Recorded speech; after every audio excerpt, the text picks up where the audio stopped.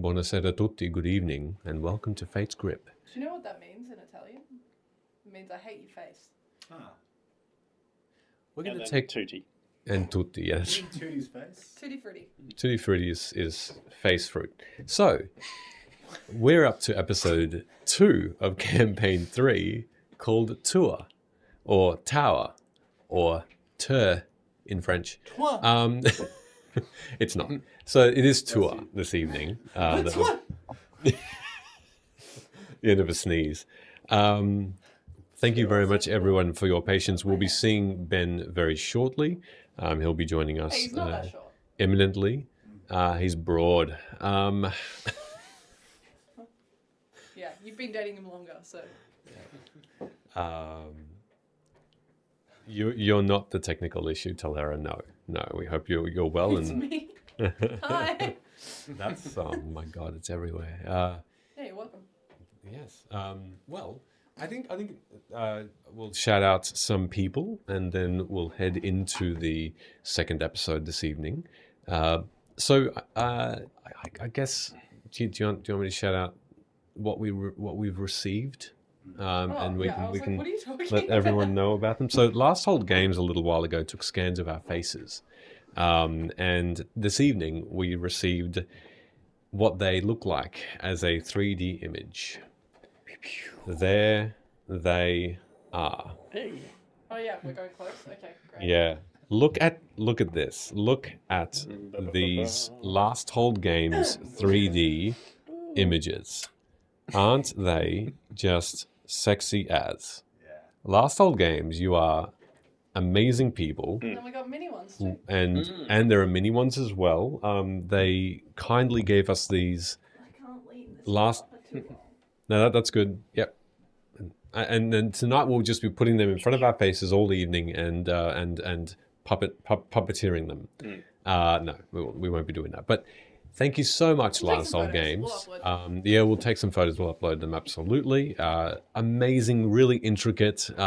And if you go and purchase yourself one of these, you can make, as you can see, like armor, beards, horns, helmets, all sorts of amazing stuff. I got this cape on. I got this sword on me. It's crazy that you had that on the day for them to scan. Look! I just so happened to be dressed like this. I was mostly surprised that these things, these spikes on my back, stayed up. That's all. I'm really happy with that. So they did all that. Really, really cool. So head into Last Hold Games and get your hands on a 3D image model of yourself because they are ridiculously. They're super high quality too. They Like even the thin, intricate bits are like solid. Yeah. Really looking forward to painting it. Yeah, you can paint them. Yeah, definitely. Exactly right. So I'm too scared to paint it. I'll hand mine to one of the professionals in this room to do. the one who's I'm gonna have a crack myself, and then good. you guys can help me. Say crack me now. do you have paint? No, I'll have to make a trip to one of the place of your recommendation. Just use some of my paints. I'll have to steal some of your paint. Easy I done. knew he was going to offer me to use some of his paints, but it's polite to pretend. Yeah, 100%. Lovely. So, with that in mind, thank you again, Last Hold Games.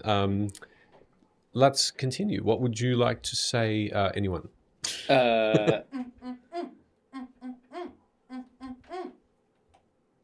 you win. Sweet. You go. Sweet scissoring. It's not Shout usually out. something I do on stream. Shout out to Ardent Roleplay, long-time sponsor of the stream. You can grab yourself some augmented reality cards from their website and various other places. If you do use their website though and use the code FATESCRIP at checkout, you might get a little discount on any subscriptions. But yeah, grab yourself a deck of cards, spice up your campaign or a gift for someone else over Christmas, your favorite DM. They can upload scenes that you can see on your various mobile devices, and depending on specific roles, you may get little added tidbits that the other players don't see. Very, very cool little system. Yeah, a bit different to everything else that's out there as well. What a great advertisement. Ardent Roleplay. Well done. Get some. Wowee. You did good. Excellent work. Go for it, Chilton. I know you don't have any. Oh my god, that was cruel, Michele. I was like, Hey, Emily, what would you like to say? I would like to say, yeah, Sheldon, what have you got? shout out to you, the viewer. Nice. He's looking at you. Where's that from? Where's that saying from again? What? Looking at you, kid. What's that from again? No. Get some culture in here and you'll find out. Sounds like a Clint Eastwoody type line. Who's looking at you, Nah. kid? No. No. That's Sean Connery. Yeah. I'm beside myself. Okay, shout out to Sean Connery. Yeah. Yeah. Rip. How do I follow that? Hey, a couple of things to shout out. The first one, our good friends over at Date Dungeon, Romancing the Dungeon, who were raising money for charity today. They have another charity stream coming up on Thursday. Please go and check them out. Hang out with them. They're fucking excellent people. And they raised quite a bit of money today, so congrats. But, you know, for me personally, something they did is I made a joke and made them laugh. And so they said that I get inspiration, which Michele's granted for this evening. I will get 1d4 inspiration because there's clip footage of Declan, their DM, saying that I get inspiration tonight. So if you have beef, you guys can take it up with each other. But, you know... Thanks, Declan. I'm a vegetarian, so I don't subscribe to that. Anyway, so that's fine. That's the first thing that I got to shout out. The second thing I got to shout out is Ash makes stuff. Ash does in fact make stuff, and you can see it right here. It's fucking epic. It's incredible. You'll see the hand in a moment. Yeah, that's made by Ash. But hey, Ash has granted us a really cool discount code. It's called FateScript30. Before Christmas, if you jump in and you go and find like a blade or something that you want, you can buy it off Ash's store for 30% off. Very fucking cool. Go check it out. Replica weapons. 30% is huge. Yeah. Huge amount, particularly for all of the work that Ash puts in. Ash has been sending me a couple of projects that they've been working on over the past few weeks and like sending me every stage of it, and the amount of work that actually goes into it is absolutely out of control. But Yep, 100%. so if it, Tammy, if you say something that truly breaks me, the way that you saw Declan break in the clip that's now on their thing, then I'll give you inspiration for the next Echo session. Sounds Which I good. think is only fair. Fuck myself over if I fuck Michele over. Last but certainly not least. You're not going to roll a dice tonight. You don't know. How dare you? I'm going to intimidate the hell out of you all session. Oh, I have to sit between that. Last but certainly not least, you know, you'll see a couple of really cool new things around the room, including the tiles that Michele's put up. Have you put more here? Yeah, I did. At the bottom. Yeah. It looks cool. Just do the whole room. I'm getting there. Oh, okay. Do you need help? Anyway. Hey, so all of this, and we've also got a new microphone tonight. We've got an extra microphone. There's one on the way as well, so we'll all have a microphone each. So when I'm really loud and Sheldon's really quiet, we'll actually be able to mix it correctly. And that's all thanks to the money that we earn over on Ko-fi. So if you want to, you know, help out, feel free. You don't have to though. But hey, it's there. It's an option. It's a thing. Also though, these are made of foam. Yeah. Like they are so soft. I thought they would be hard stickers, like those Kmart fake wall ones. Yeah. But they're soft, which means they help with the soundproofing, Yeah, which they is do. really fucking cool. They do. You should look into it, Promethean. Damn. I think the only other thing worth saying is this is our last episode for the year.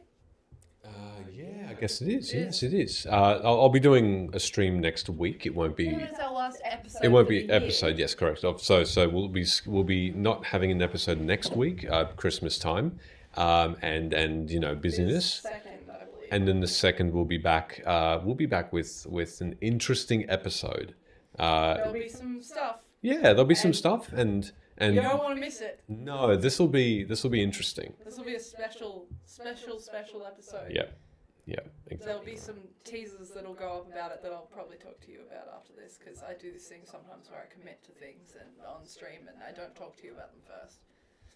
Oh, hey, you know what is happening on the 2nd? I'm going to do a shoey. Because Nice. I owe it to the people to do a shoey. So on the Heard it here 2nd, first. I get to choose the boot. that's not what we talked about. With restrictions. Declan said, Oh, yeah, is there a clip? "Yep." No.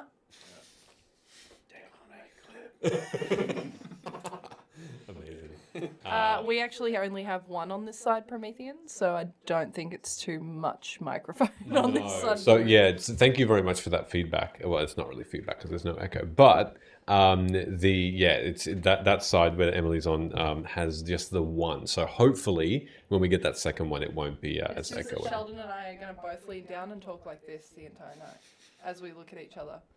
No, I'm going to look over here. That's too intense. Look at me. Look at me. I want to. Look at me. Beautiful. Amazing. So romantic. Yeah, yeah, that's what it was. But I appreciate you letting us know, Promethean. Thank you. Roll the intro. Oh, we don't have an intro. Yeah. Shoo-bidi-bop.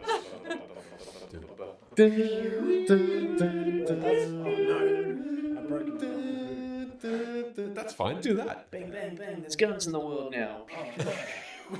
There is in this Oh world. no, a Dalek. Identify yourself. Explain. And we're back, everyone, for that. Thank you for listening to our intro. Fuck me. We need to get CGI for the new intro now with the Dalek in it. No. Go back to recapping. I gotta finish reading my backstory. Okay. Shall I recap? Yes. Okay. So, the sun shone brightly as a new day sprung forth, and you all had a task at hand. Kailani with your work in the Stone Guard, in Vedykar, Locke with meeting a stranger, and Ivor with transporting a shifter to another place. And here you all emerged, meeting, small introductions taking place, before agreeing to accompany Maury, a newly visited elf from Aranol, through the town to help him understand customs and help keep him confident in this unknown land he perceives. You were introduced to Kailani as one who lived and lives in Vedykar, a small town in Carnath, in the north of Corvair.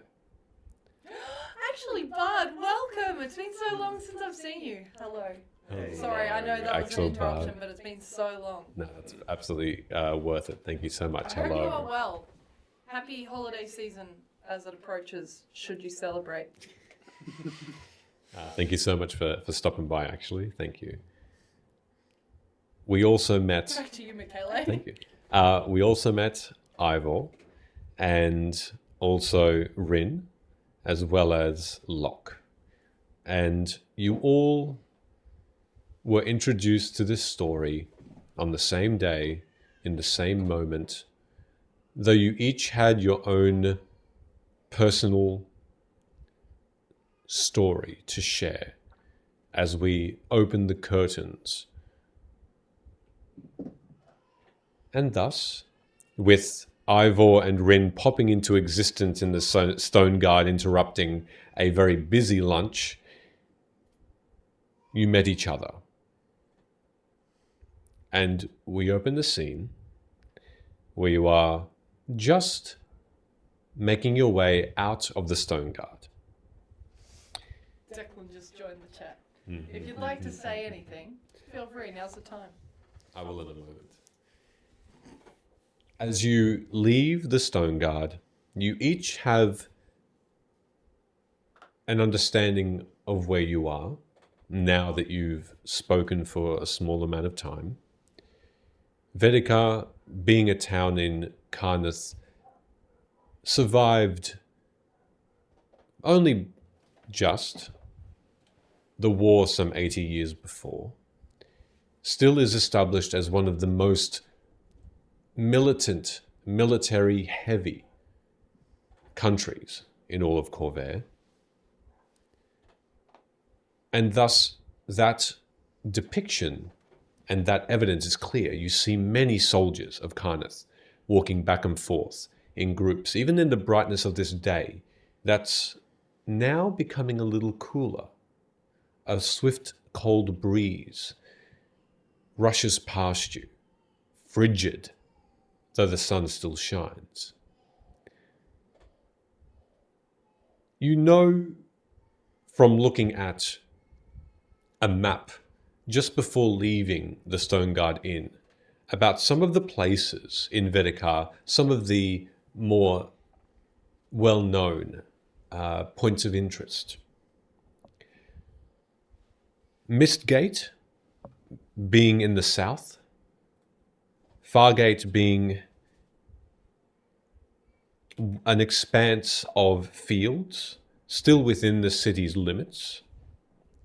You know Chalkwell, you know Old Town, Some Point, the Burrow, Narrowmire, Forlorn Hall. You see the Citadel from where you are as you look back. You see it on a small hill, a large building, the largest in the town. Shadow Cliff, Beer Mile, and Longfair. All of these particulars, you know more, Kailani, than the rest. Some of them simply gates, and large gates at that, named by the Vedykar Council. Others, parts of the town that are important aspects to the trade of Vedykar. And otherwise, outside, you know that there are aspects of the town that are lived by some of the dragon-marked houses, namely House Denise, who are allies in the fight for defense of Karnath to its soldiers. That dragon-marked house being predominantly mercenaries, a fighters' guild, if you will.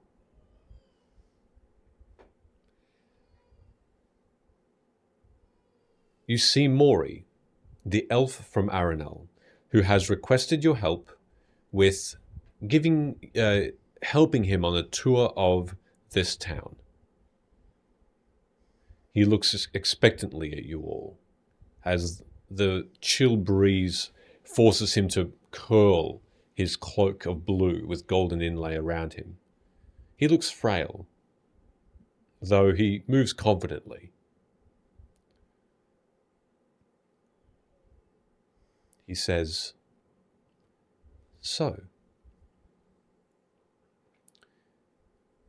I turn to you to help me understand more about the culture of Corvair and perhaps Karnath. And remember, should you help me with this small task, I will be more than glad to pay that sum of money plus that bonus I promised as well. I would like to know a little about each of you, if I may. You all seem to be coming from different parts of the world. You all look quite different. Whereas us in Aranel, we seem to all be either elves or part of the Undying Court. Visions, if you will.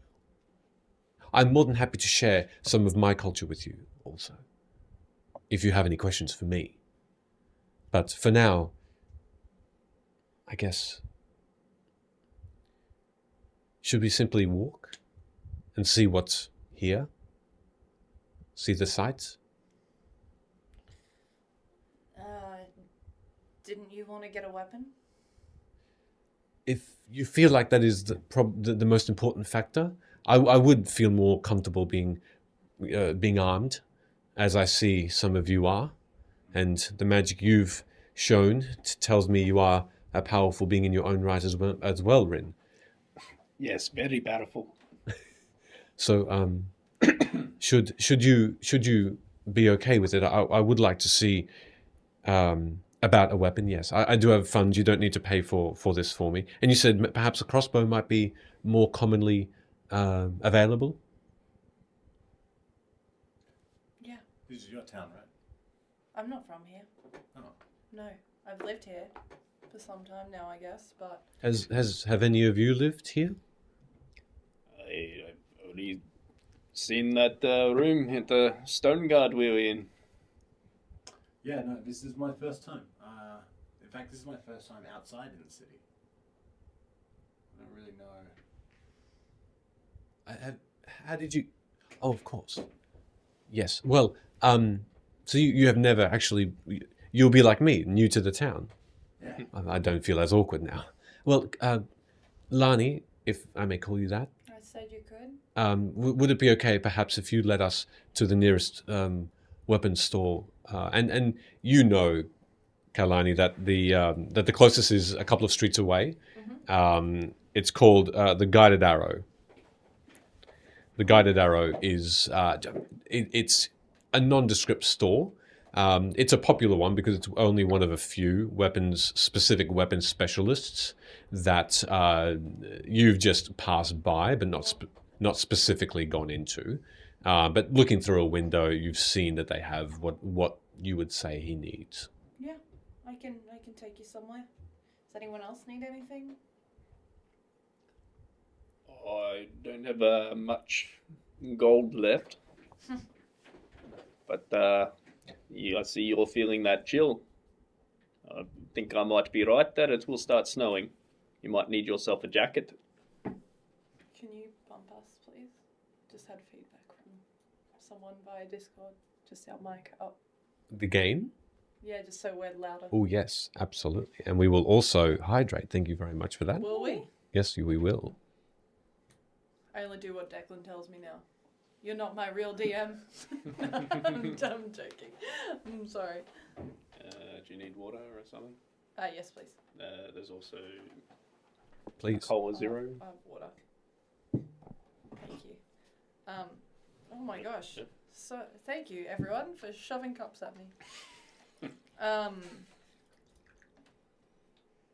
Yeah, great. I mean, I can take you wherever you need to go. Outside this town, though, I've only been in a couple of places, so don't count on me to be master navigator. But I'm more thinking if you're trying to learn about culture, like high culture, or like I want to see some weird stuff. Oh, all aspects. I didn't know there were anything particularly odd, although for most of RNL, and this is, I think, why they chose me, I'm a little bit more open-minded. So I'm more than happy to be accompanied anywhere. If you think it would be of benefit for us to connect and be more knowledgeable on the weird and wonderful, then I'm all in. Maybe we might know what to show you, or we might know what's worth showing you if we knew what it was that your people cared about. You start to walk towards, and you're leading a little Kailani towards the guided arrow as he says, "What's important to us?" As he shares this with you, and I'll explain what he's doing, what he's explaining in a moment, your surroundings are of a quiet street. It's not a main street either. You came out of this Stone Guard Inn into a small plaza towards the southern east side of the city, and you're making your way more towards the north, keeping almost due north, as you find your way over fairly well laid out small brick ground of an orange. And as you traverse up a small hill, it winds, and these streets are actually quite cute. They are compact, and the houses are very close together, but they're very clean, very well ordered for something so packed in. You find your way up this small narrow path, and you don't smell anything abhorrent and off. You don't like you would in other cities, other maybe larger cities. You don't and you're used to this, Kailani. Karnath has a good reputation for being ultra clean and very, very ordered. And they've hired House Durasco to help out with the cleanliness as well with magics.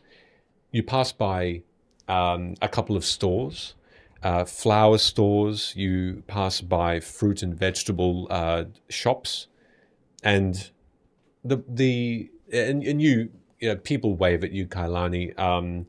You see outside of one of those stores, there is a dwarf that waves at you, and Sorel is his name, and he's outside a fruit stall, and he waves and says a quick hello while he's serving customers beside him, and you see his husband Drek selling flowers at the other stall beside, as you then enter the that winding road upward.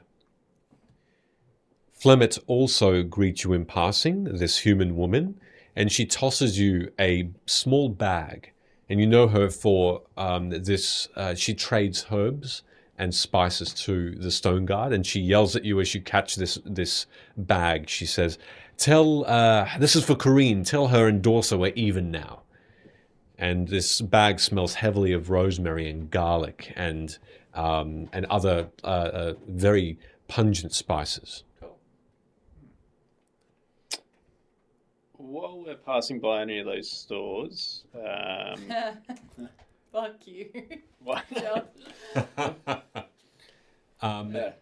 You don't catch it, Kalani. It falls to the ground, and it opens up. And it was the zip was half open.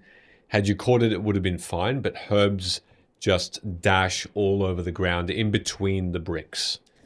I'm gonna look at Fleming. Is it? Flemmet, yes. Yeah. And I'm gonna be like, guess you're not even. Whoa. Savage.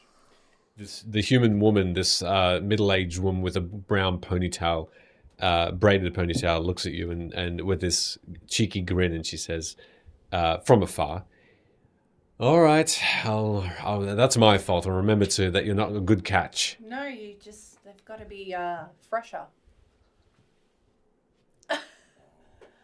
You can make a persuasion check or deception and use that inspiration. Thanks, Declan, by the way. As I do, no, I'm not using the inspiration on this. No. Don't I get to choose what I use Oh, inspiration yes, you're more than welcome to. Okay, sure. I feel like that's how inspiration works. Sounds good. As I do, Promethean, you have the best lurking skills I've ever seen as you just disappear so effortlessly into the background. That's a redemption, by the way. Amazing. What am I? Persuasion? 9. A 9? Yeah, not great. She just laughs and leaves it at that. I wasn't joking. She gives you a curt nod as she has other customers that she now serves, and every now and again she looks back at that bag on the ground. Bye. You're moving away? Yeah. Okay. See ya. What were you going to do, Rin? If we're like fruit stalls or flower shops and whatnot, do any of them look like they would sell seeds? As you move around these stalls, at the same time as Kailani is greeting these shop owners, you do notice that there are sealed cardboard-looking boxes, and each of them do have certain titles written that represent seeds of flowers, of fruits, of vegetables. Yes, and these boxes look pretty hefty. You could tell there's probably several thousand tiny seeds in each box. Could I inquire as to how much? More so food-based seeds. So you're looking for vegetables, fruits, that sort of thing? Yeah. Okay. As you briefly stop, absolutely, you take a moment to, and I say briefly just because this is as sort of you're walking past, but you... Yeah, I'm not trying to make a big thing out of it. Just Yeah, that's if fine. there's a brief moment to Yeah, quickly. Sorel, who has the fruit shop, gives you this double take, and he says, "Oh, you look beastly. May I inquire as to what you need?" If you have any, I don't know, like fruit tree seeds or some vegetables. I have apple, pear, banana, and pineapple. Each of them very fresh, coming from the most awesomest trees. Let me see those pineapple seeds. Why did you say banana like that? I don't mean pineapple seeds. I mean the heads of the pineapples, sir. That would obviously offer rooting into the ground and growing. I was just checking. Suspect seed over here. What were you going to find? Oh, banana seeds. He opens up this this one of the boxes and he says, "With my spoon, I shall put a sample of a small amount of these dry seeds into a small pouch for you. If I could get like a small mix of all the food ones. Would you like them in separate bags, or would you like them all actually mixed, potluck as you will?" Potluck sounds good. I like the. You have some good friends, Kailani. Now, here, and he just starts to spoon these spoonfuls of all different sorts of fruits into a small pouch, and hands it to you and says, just before he puts it into your hand, he says, "For Lani, this is a small token, but you tell your friends in this town where the best seed is, will you not?" Yeah, tell him. Raise an eyebrow at the way he's been talking. Yeah, sure. I'll tell everyone that I see you have the best seed. He says, "I appreciate it." And he drops that pouch into your hand. Thank you, sir. He gives you a nod. So, anything else you might need from me? I'm good. I'm fine. I can get food Very well. back at the Stone Guard should I need it. Very well. And he, Sorel, bids you a farewell as you all move more towards the weapon shop with Maury, as he intensely looks towards the fruit and vegetables and the flowers as you pass by. He says to you, Lani, "So, out of curiosity, I've never seen some of these fruits, vegetables, flowers before. Are they common? All of those ones? Yeah. Do they offer any magical properties, or are they simply for nutrition?" They all taste different. Do they offer very well? They, sorry. I understand. Well, if they all taste Yeah, different, I mean, then they're food. They're primarily for nourishment. very well. Hold on, wait. What are you eating where you're from? Feelings? Is that a thing? We are emotional creatures, yes. We are emotional creatures, but we eat as well as anyone. But our nourishment also has magical properties in them. For example, the herbs that we pick from the dense wood, they offer calm, serenity. We sleep better and dream only good dreams. So you've never had a nightmare before? I've heard of such a thing, and it sounds unbelievable. It sounds horrid, and it would break your sleep, I would imagine, and cause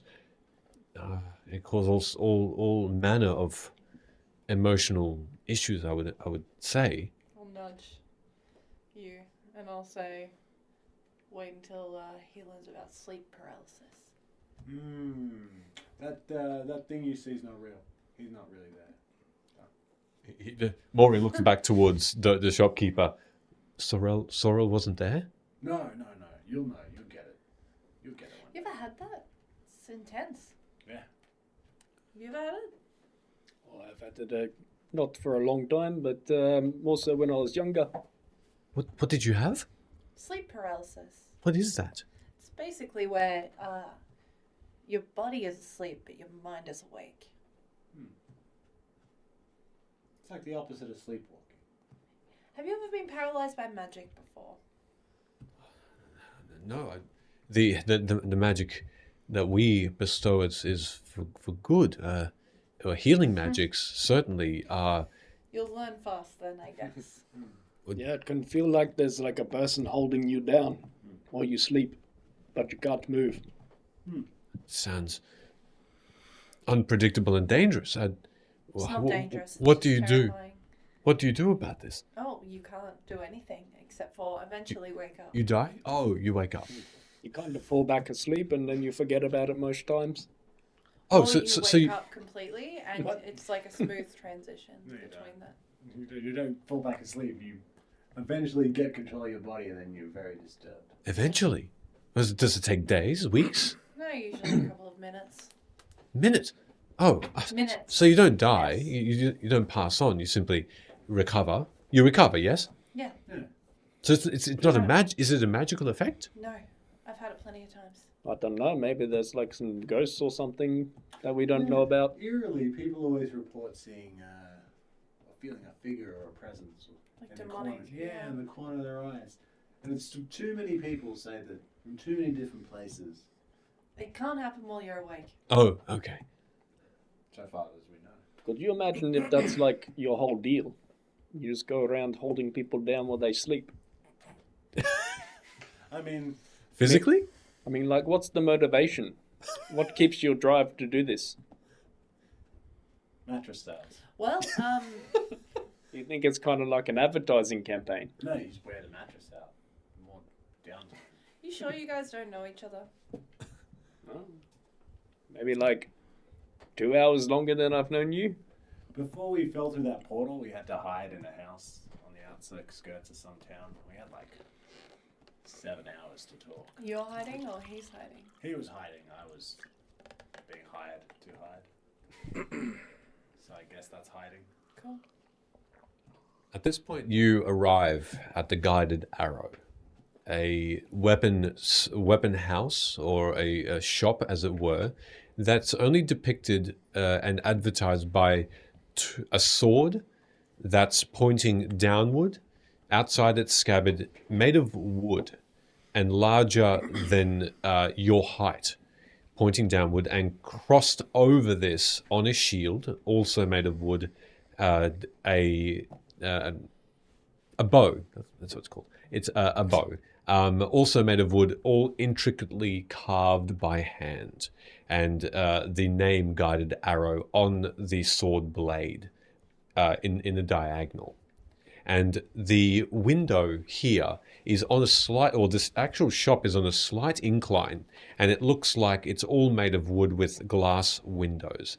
And these windows are showing you all about the inside. There is about 20 panes of glass, and then the door is on the right-hand side. Even the door looks a little crooked on this hill, though it seems to swing open and close very well because someone simply exits. Another dwarf female who seems to hold in her hand this massive lump of a rock, or a natural occurring shiny looking rock. You're not quite sure what it is, but she looks quite happy with it, and she gives you all a curt nod as she walks away. And you hear this ting ting ting ting ting of a bell that allows people to, or the shopkeeper to know that someone's entering the shop. From the outside, you see benches, 3 benches, quite large and long, and they seem to have on the surface plentiful amounts of swords, daggers, bows, crossbows. Maury looks almost hungrily at all of this, just fascinated, and he says, "Oh, this. Excuse me," and he and he goes first. He pushes the door in, and you hear that ding ding ding ding ding as he disappears behind the door, and then you see him automatically just start to move and look through the stock. What are you all doing? Well, if neither of you need weapons, or yourself, depending on whether you actually need them or not. Yep. Okay. You're all together. Yeah. It's going to be a matter of you choosing what's most appealing to you. Tell you what's appealing to me is that logo. Am I right? It's a sword being shot out of a bow, an arrow, and it's got the word guided arrow written on the... Essentially, That's yes. a very clever logo for someone to just, like... You can tell someone put thought into that, because that's way too clever to just be selling Is this something. Sheldon or is this... Someone made up on the spot. That's far too good of a logo for a weapon shop to be something you just made up. Someone just made up, that is. It's a good logo. It's clever. Yeah, And the sign's nice. maybe the Wayfarers could take some notes. I appreciate good signage. It makes my job a lot easier. That makes actually quite a bit of sense. So, what do postmen use for weapons? Yeah, what do you use? I shoot fire out of my hands and shit. All right. Fire and shit out of your hands? Yeah. Mostly fire. No, I kind of feel like I'd rather get burnt. honestly, I don't usually carry a weapon because it's off-putting, because I often have to come up on people's houses and stuff. What about if you're like sleeping and you're worried about someone sneaking up on you? I'll go, fire! You don't have to prepare your magic? Yeah. Okay. What about you? Well, I got a little trick that I do. Relatively new, but seemed to be pretty effective when one time I had to use it. Maybe you'll see. That's a very nice message. Yeah, hopefully I do. Well, hopefully I don't need to. Hopefully it's more of a... How about you? What do you use? I mostly abstain from combat when I can. Well, yeah, but if you have to be in combat, by lack thereof choice. Well, I've been known to crush a few skulls with this, and I gestured towards the heavy mace I've got in my warhammer. It's a warhammer? Yeah. Cool. What's appealing to you? You asking Maury? Maury, you've all then entered the shop, is that correct? Maury is, and thank you very much, Lord Kralik. Maury is moving quickly between the tables, and he's holding a dagger, then he puts it down, then he holds another longer looking sword. It looks like a long sword with a little curve at the end. He just looks so involved. Under his breath, you can hear him say, "I've never seen such weaponry." And he looks up a few seconds after you've asked that question. Well, I guess, yes. Well, I also and the Aranel elves, we utilize weapons of nature, so a magic of natural magic nature of elements, and positive energies to in self-defense only. For the most part, So there's no conflict whatsoever where you're from? not amongst ourselves. Although we do have people who attempt to log the dense wood without our knowing, but we know. We That's have the biggest conflict you've ever faced. people outside of Aranel, yes. Pirates mostly, for profit. Densewood is invaluable to Corvair, and it is our most profitable trade good, as well as other woods. But densewood by far more. it makes the sturdiest ships that even krakens have trouble breaking apart. It is that Say Kraken again. krakens tear apart. It's so when people come to this land of ours to attempt to take it without our knowing, we are very forward with our powers. So they are magics, and every now and again we enchant weapons to allow us. So mostly perhaps blunt weapons, I would say. Blunt weapons. Okay, well, welcome to Eberron. You're gonna need more than that. Fair enough. Such as? Oh, you said a crossbow, and he picks up this small. Oh, that's only if you're like interested in. You know, you mentioned firearms, but they're not easy to come by, so that's your closest equivalent. If that's what you're interested in, then great. But if it's not, figure out what you find appealing, I guess. Have you ever been in a fight? Not personally. Though I practice my arts in case.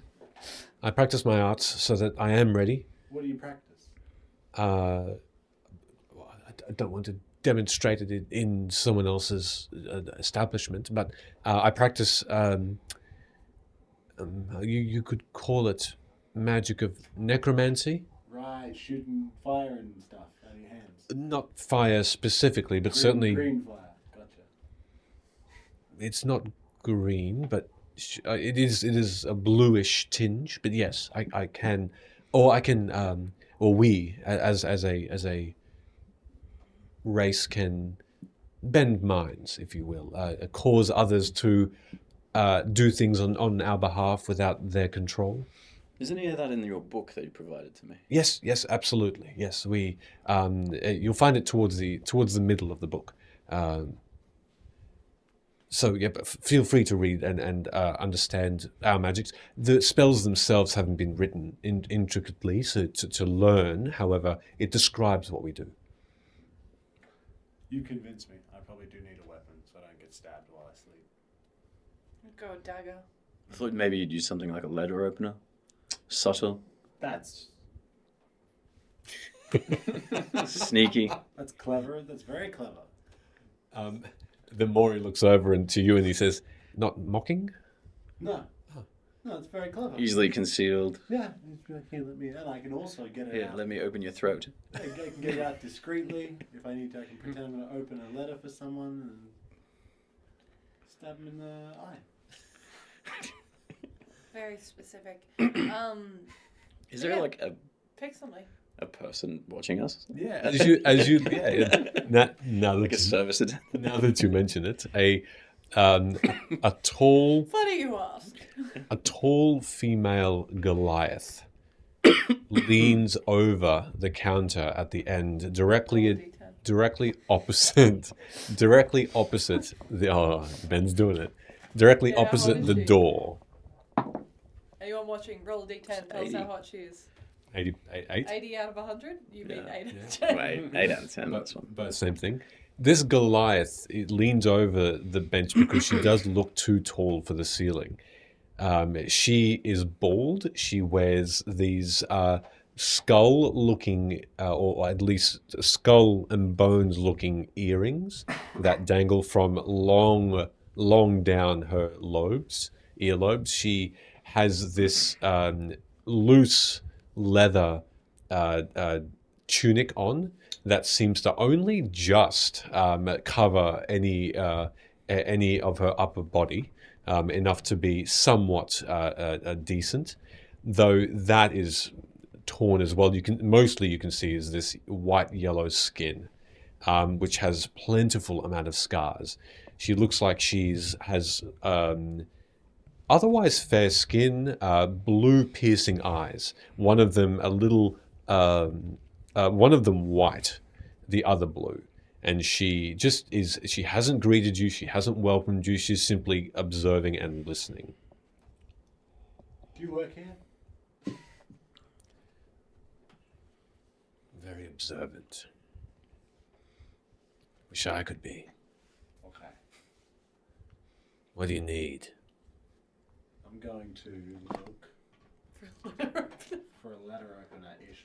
Do you have anything that looks letter opening, like a letter opener, but that is not a letter opener? So like, picture the scenario. So, like, a dagger. No, but not like full dagger. Because, Like a thin dagger. But Like a shiv. like a little dagger. Like a little dagger. Because I'm gonna... A Shiver. butter knife yeah, but more size. capable. A sharp butter knife. Just a normal, like 6 inches long. That's how I like them. Well, I do, in fact. And she doesn't take her eyes from you. She just, with a long arm, she reaches underneath this desk and she pulls out and puts onto the table this silver, shining looking metal object. And upon closer inspection, you see it is as exactly as you would expect a letter opener to be, but looking extremely sharp, not made of anything other than silver. Even the hilt looks like it's a slightly more dulled silver, not as shiny as the blade, but about 6 inches long. Nice. Now if we have to fight a vampire, I'll be ready. You saying that out loud? Yeah. She gives you a gruff. Yeah. How much is it? I fucking love this bitch. Is it- How good. Doesn't it need to be made out of wood? Why? No, silver. Silver? Mhm. I thought I read about it wood.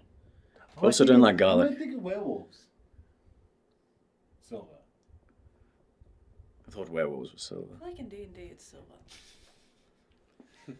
I could be so wrong though.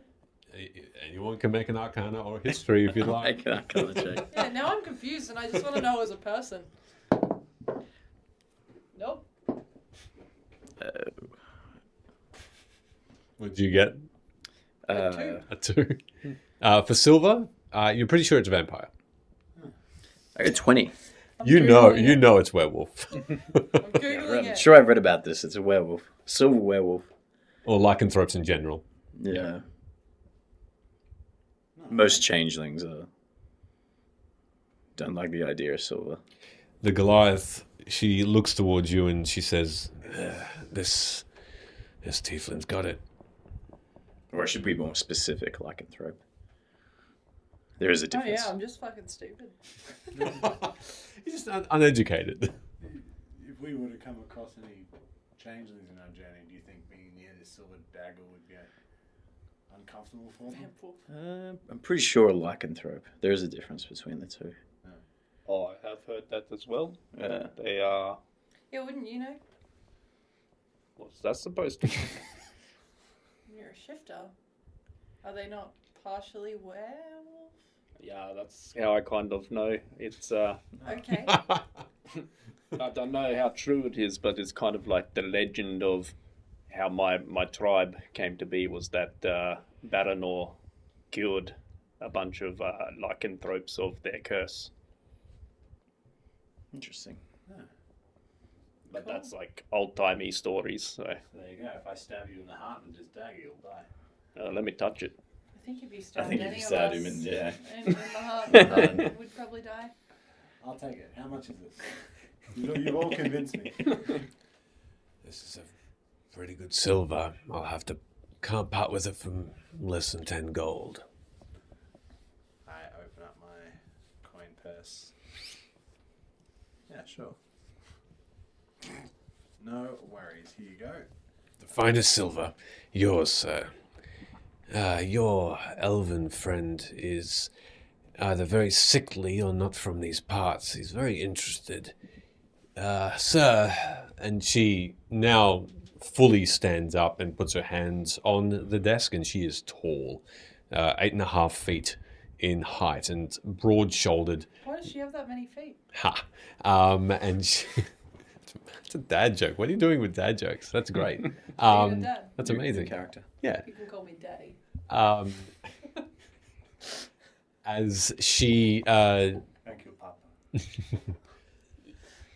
she pulls out from the back, from a scabbard that she's carrying on her back, this great sword, and with one hand she gently puts it onto this counter, and she takes what looks to be a whetstone, and she just starts to shine and sharpen this blade as she's looking towards Maury, and Maury looks back, and for the first time he's noticed her, and he just continues to look up and up until he meets her face. He looks tentatively at all of you. I'll look up at her and I'll be like, our friend is quite interested in firearms specifically, but I dare say that's not something you carry, unless you do. This Goliath shifts for a moment and stops sharpening her blade, and she says, "They are rare, these pistols. Rare and expensive. One can imagine. There is a contact I know who'd prefer to keep anonymous, that I could acquire one for a price. That is not an immediate sale, but should I receive it, I'd be able to offer. How long's the turnaround time on something like that? 3 weeks." Where's it coming from? She smiles, and you can see sharpened teeth. All of them sharp. I don't mean who. I mean, to take 3.5 weeks, that's got to be traveling across Corvair.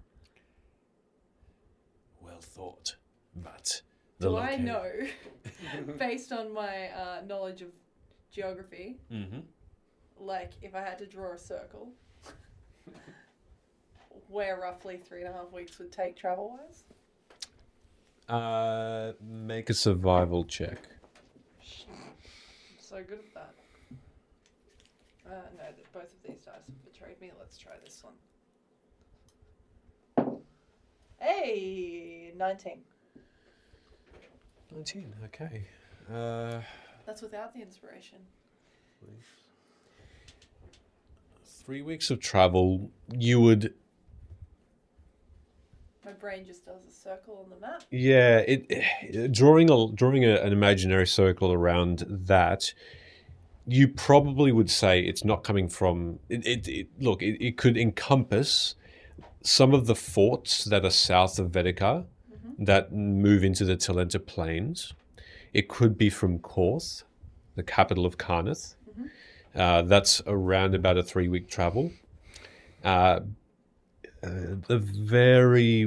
It couldn't be as far away as Marul holds. That's a bit too far east.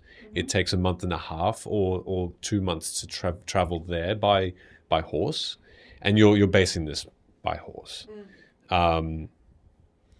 So yeah, it's probably not Marul holds. It's probably more towards the west, or maybe around, so more into Karnath. Yeah, cool. Okay. Why don't we use a lightning round? Oh, well, we don't need to travel. I'm just asking more if Maury does want to order something like that, how long does it take? Because I don't think we're going to be sticking around here for 3.5 weeks based on the discussions we've had, right? Yeah. Well, couldn't you, give it to another one of his kind? And they, put it in the hat. Do you pull it out of your hat, or what's the go with that? Nah, some other guy will bring it. Oh. She looks curiously now at you, this Goliath, and she says, "One of your kind, what does that entail?" Did you mean dwarf or wayfarer? Yeah, the postman. Oh, yeah. I'm a wayfarer. We deliver the post. I've heard of the Wayfarers, though not met one in person. Are you currently occupied with work, or do you have the ability to send a parcel? Yeah, sure. Just drop it in the hat.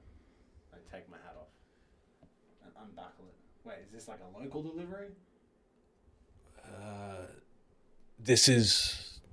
what do you mean local? This is not Karnath, no. Okay, I'm assuming that service is not available then. No, you put it in the hat, it goes to Averoth, someone takes it from there. Ah, very well. And she gives you this wait gesture as she goes behind the into a door out of sight for a moment. You hear rustling, and then she comes back out with a small, long, thin wooden box, sealed, and she writes a name and a location there. And she seems to hide that as she puts it straight into the bag without you seeing what it is. Do I know? Yeah, into the hat. Sorry. Yeah. Do I notice that she's hiding it? Yes. Yeah. She's not taking any care to not reveal that fact. I have I'll have you know, we have a sacred oath or promise or some such thing. We don't read what's in the mail or mess with the mail. So you can be discreet when you hide it. I would prefer to be discreet with the people around me, whom are, I'm sure, upstanding people, but still strangers. I don't really care what you send. You're right to be suspicious. Think he meant you, not me. Maury has now come up to the counter with what looks to be a crossbow, a large one. This one's two-handed required, and he could hardly carry it. And he plonks it onto the counter. This crossbow has a handle at the front to hold the weight of the metal that seems to be intricately woven like a spider web into the point, where there seems to be this this line of attached bolts underneath towards the back of this crossbow as well, and that's rolled up. That's connected with sort of a little. It's a semi-automatic crossbow. That's connected via a small leather string and hooked onto the other side of the crossbow, the shaft of it, which is all wooden, all varnished. Say shaft again. I knew it. And behind it is this intricate looking, like feathery wings, and very much delicate looking in its appearance, painted white. So it's like a deep brown and a white color, and it has a dragon mark style of tattoo that's burnt in the end of it, where you would hold it towards at your shoulder. It's a beautiful looking crossbow, but it's heavy, and you can only imagine what it would take to fire it. You gonna be cool with that? Maury looks very, very happy with his purchase, and he says, "Yes, I am ecstatic. You can hold it though. It looks kind of heavy. Barely, but I will try. Okay. I could always put it on the ground. There does seem to be sort of a stand. Look," and he Oh unfolds gosh. Sick. on the back and the front. Let's do this not here. I would suggest, and also you should probably pay for it before you start playing with it. Well, you gotta make sure the stand thing is working. He's invited by that, and he unfolds it completely. We're It gonna stands get up. out of the way Okay. of any form of firing. He stands it up a foot off the counter, and the stand is strong and sturdy, and he's pointing it away from everyone towards the side of the store, and it's held up by this, and he leaps onto the counter as though he's about to fire it, and kneels. Before he does anything, I'll just be like, Maury, and I'll gesture towards the service attendant, which we don't know her name yet right now. Are you fine with this, or do you have a place we can practice at? This shopkeep seems to be okay with it. She hasn't stopped him yet, and she says, "This is entertaining. Should he kill himself with it, I'm not liable." Yes, we have the same policy. Fair enough. Fair enough. And Maury kneels, and you can see that there is a small small target hole that's attached by metal to the back and to the front, and looking through, he looks towards the shopkeep, and she gives him this confident Go for it. nod. And he pulls the trigger. He is knocked back and hits the wall behind him with a "Ugh!" And you see the bolt fire and another bolt directly after that as well. And they both fire one after the other, just one on top of another into the wall on the far side of the shop with a boom. And you see him just hit the counter on his face and roll off the counter and hit the floor. The crossbow hasn't moved. It stays exactly where it is on the stand. I'll rush to his aid. All right. It looks like he's just winded as you help him up, and he shakes his head, dazed. Are you okay there, my friend? First of all, you hear heavy breathing, which turns into. Excited. That was exhilarating. That is one dead wall, my friend. Do you think I killed it? The crossbow bolts are halfway in. Wow. Can I peek out a window or something, see if there's anyone on the other side? Someone's leaning against the wall. Still leaning. Still leaning. Well, yeah, at least they wouldn't fall. Thankfully, no. Thankfully, this was still. It was a wall that was within the shop. On the other side, it's a thick wall. On the other side, there was more shop with more like tables and such. It's sort of an L shape. So no, the crossbow bolt though, both of them are deep within the wood, and the shopkeep says, "Now that you've tested it, if you'd like it, that piece is 2,500 gold pieces." Do you perhaps have a stabilizer of some kind for my friend? Well, I would have, before he had been so brazen, I would have said that there was a stabilizer, a holster, if you will, to keep it steady, yes. I mean, it's your money, Maury. That's rather expensive, though. Maury Incredibly expensive. takes a look at it, and you can see him fighting with himself about the purchase, and he... He's off to pay Hey, him. Maury, is this your money you're spending here, or is this like some kind of diplomatic fund? Maury looks towards you and he says, "Well, these are funds that RNL has offered. I have fund, not my own." Right, so you're going to take this sick crossbow back with you? I must admit, it is made of wood, right? The crossbow is a combination of wood and metal. Do they use metal in RNL? You've read enough of the book so far to give you that idea that this would be a very strange device for the people of RNL to behold.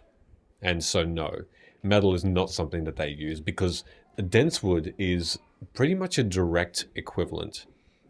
Think about if you could reverse engineer this. Thank you for the hydrate. You were saying some stuff about fighting pirates. Oh yes, with this we'd be unstoppable. This would be amazing. I could replicate it. There you go. Do you think what kind of wood do you think this is made of? He simply takes a quick look at it, and he says, "Not anything that we have. It looks like oak." Do you think your wood back home would be more of a upgrade to this kind of weaponry? It certainly would. Perhaps. It's decided. You will steal this idea and end piracy.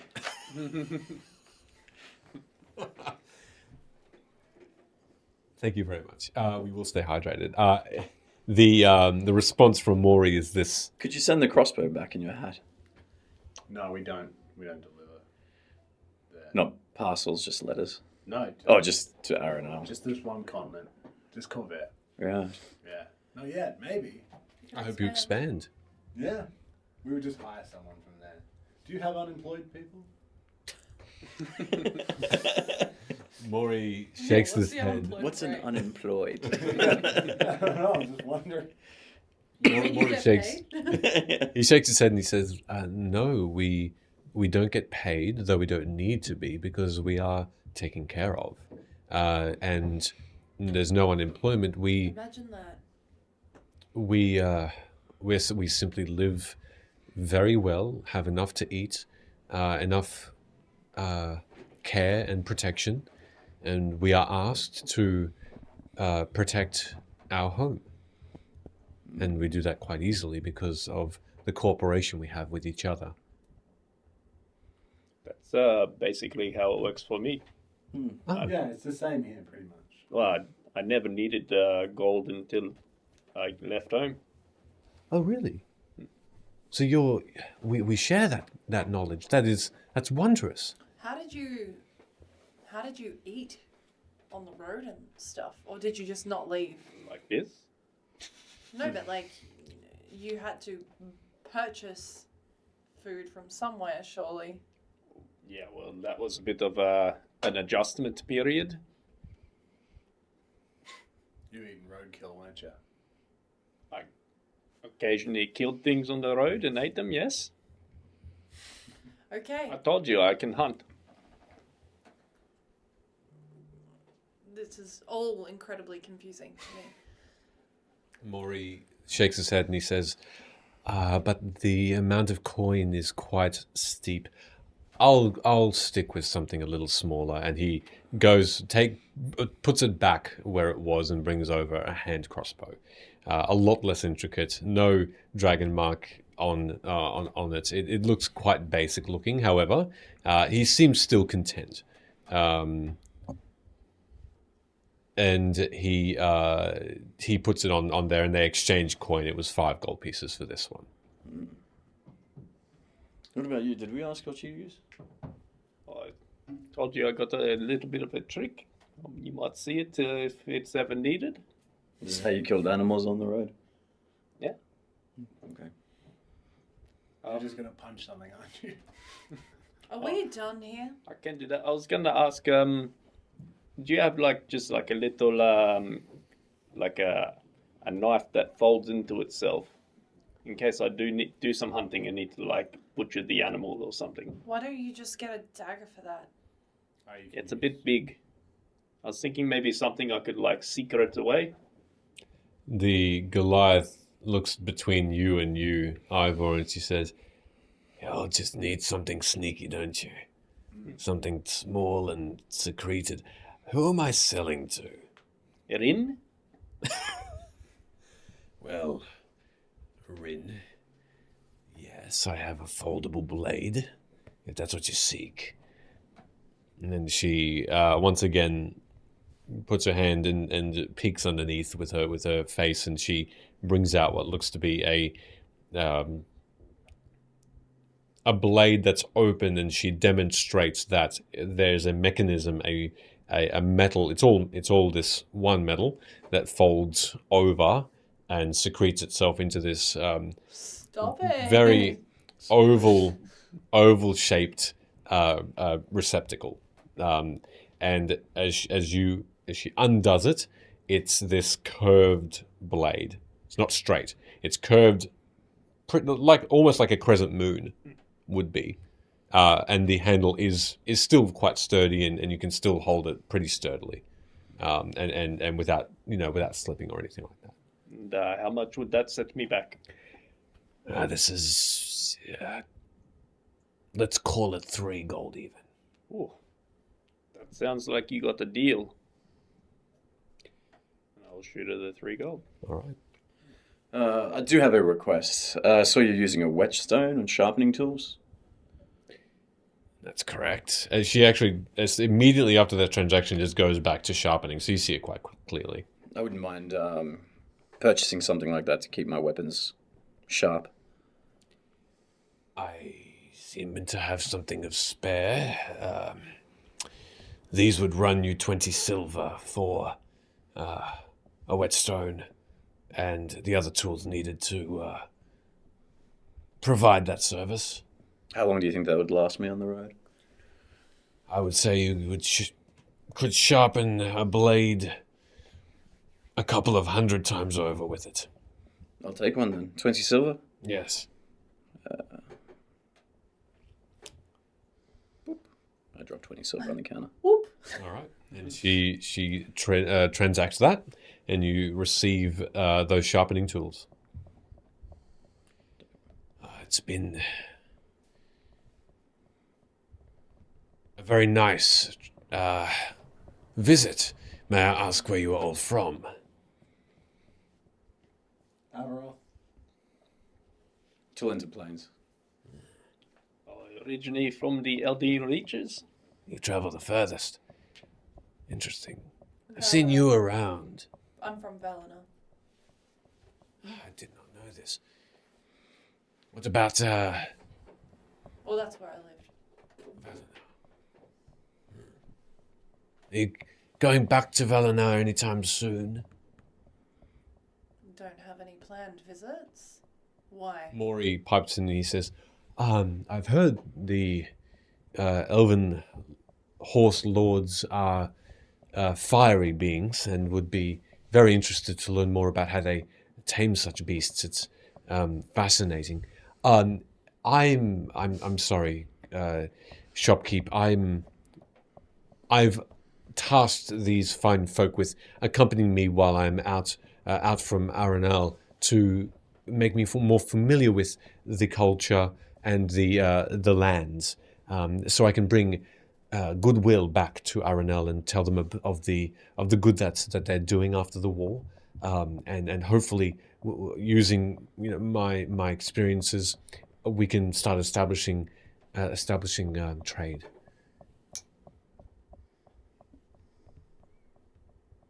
Do you have currency over there? Maury says, we do in a sense. We exchange monies of sorts, but we trade more than anything. Trading, again, things that are rare, so jewels, woods, metals, other things like that.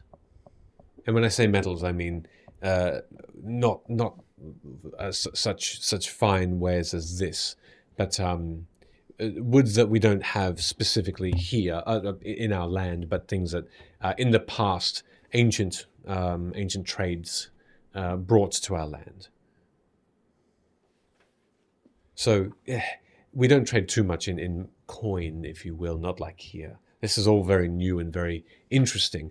May I ask why you do this?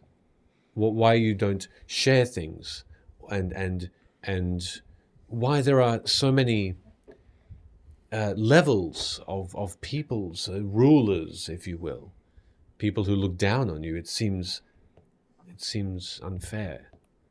It's predominantly to bring order,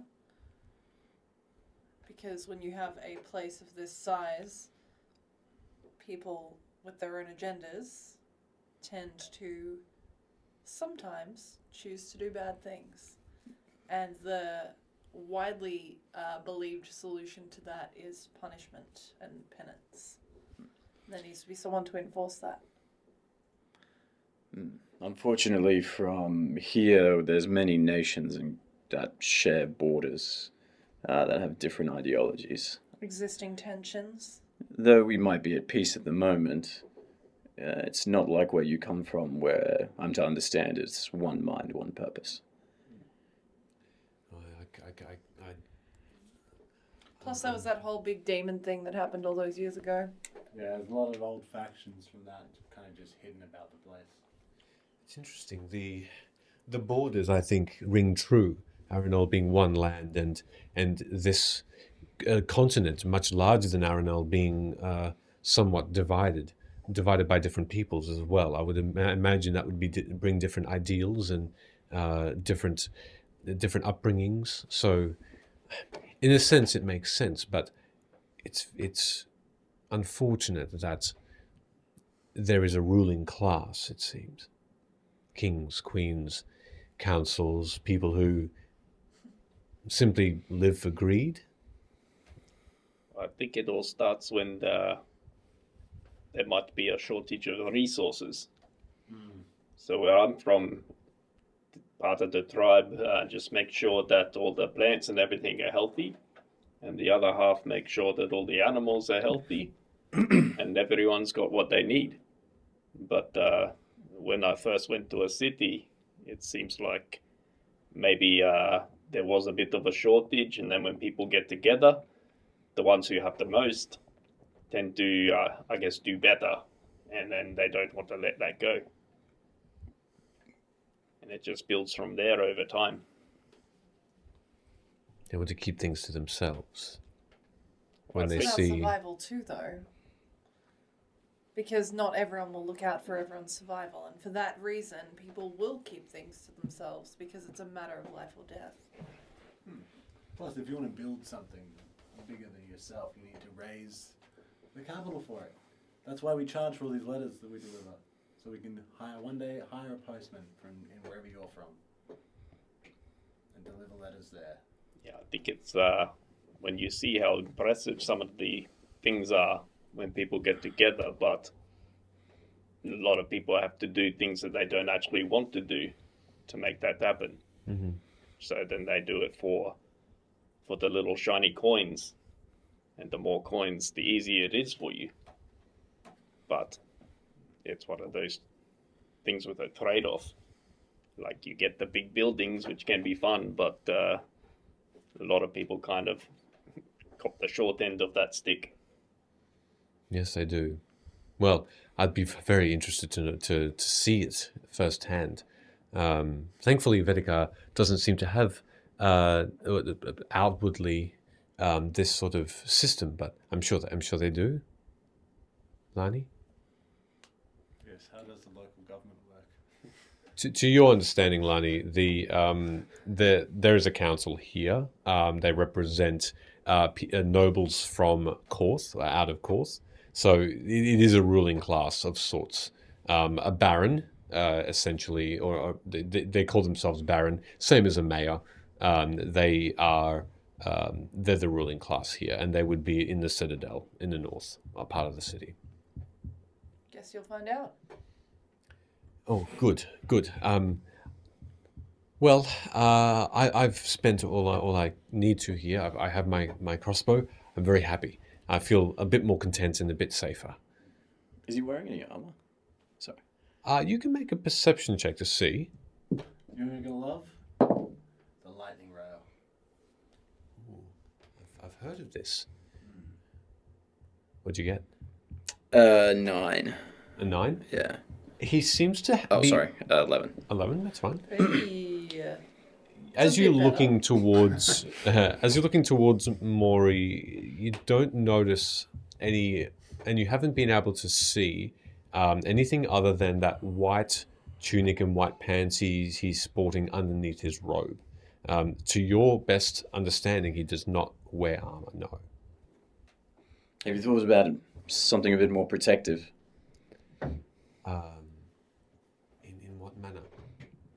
To stop arrows and blades?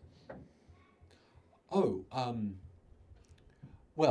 this, and he points towards his robes. They're, in a sense, armor. I think you would know it as. It does protect quite heavily against projectiles, and from crushing, thankfully as well. So no, thank you. I'm very well protected. Okay. Do I see what it is made out of? Without moving any closer, that perception check doesn't tell you specifically its make. You'd need to make an investigation check and get quite up close to find out. I'm not that interested just yet. Cool. Fuck around and find out. Yeah. Lightning rail. I've heard great things. It is simply a way to be transported via speed. Oh yeah, it's... What would I roll to know how much I know about the lightning rail? Yeah, sure. If you want, you can roll a history check. History it is. 5.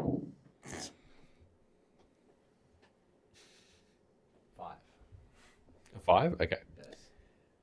You know the lightning rail exists. You've never been on it specifically, and you know at the very bare minimum that this lightning rail has stops in Korth, Shan, Fairhaven, the major cities essentially. But there's nothing else that you recall from any intricate part of how it's made, or if there's a house that's governing it or involved with the lightning rail, who's actually owning it or operates it. Not quite sure. Okay, imagine this. You get 10 carts and you strap them together. And instead of tying a horse to the front of it to pull them all, you use lightning. And instead of a road, there's like some rails. And the carts are on the rails, powered by lightning. Hence, lightning rail. Super fast. I've been on top of it. You mean what? What are you doing on top of it? Getting places fast. You can pay for a ticket. I didn't really have time to. How did you survive? It sounds like you would be knocked off in a moment by the wind. Oh, I'm pretty dexterous, so as You avoided the wind? well, I didn't avoid it, but I was able to not fall off it at least. You see the shopkeep overhearing do this.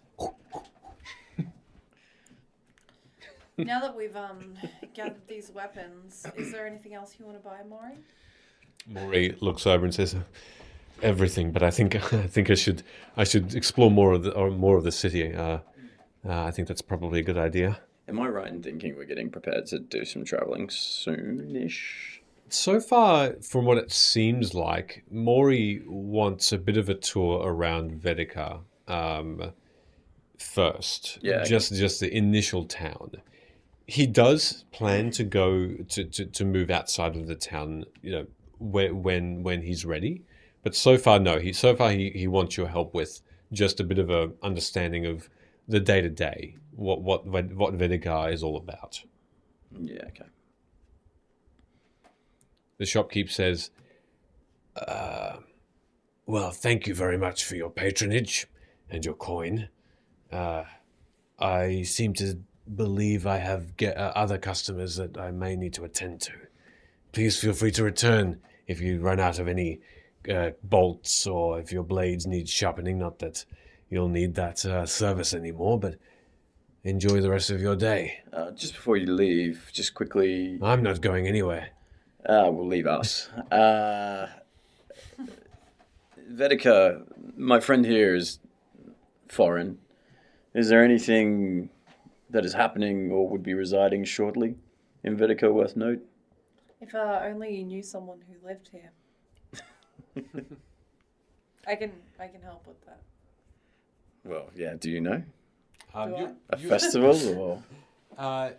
You're aware that expected in the next in the next day or two should be a troupe of jesters, acrobats, circus folk coming up from the Talenta Plains. They make their way around kind of this sort of a bit of a money-making entertainment group. Yeah, there's like a traveling entertainment group if you're interested in that. They're making their way up Making their way up from where? to Lenta Plains. Do I know of this? What kind of entertainment? Yes, you do. Yeah, do I know the name of it? The Jesters Short and Lot is the name of these halflings, and you actually do know them quite well. You've seen them perform, and they are actually very good. They're very entertaining. They do some amazing acrobatics far up in the air and without magic as well. And there are no fewer than 20 of them, and they're all halflings. And the Short Lot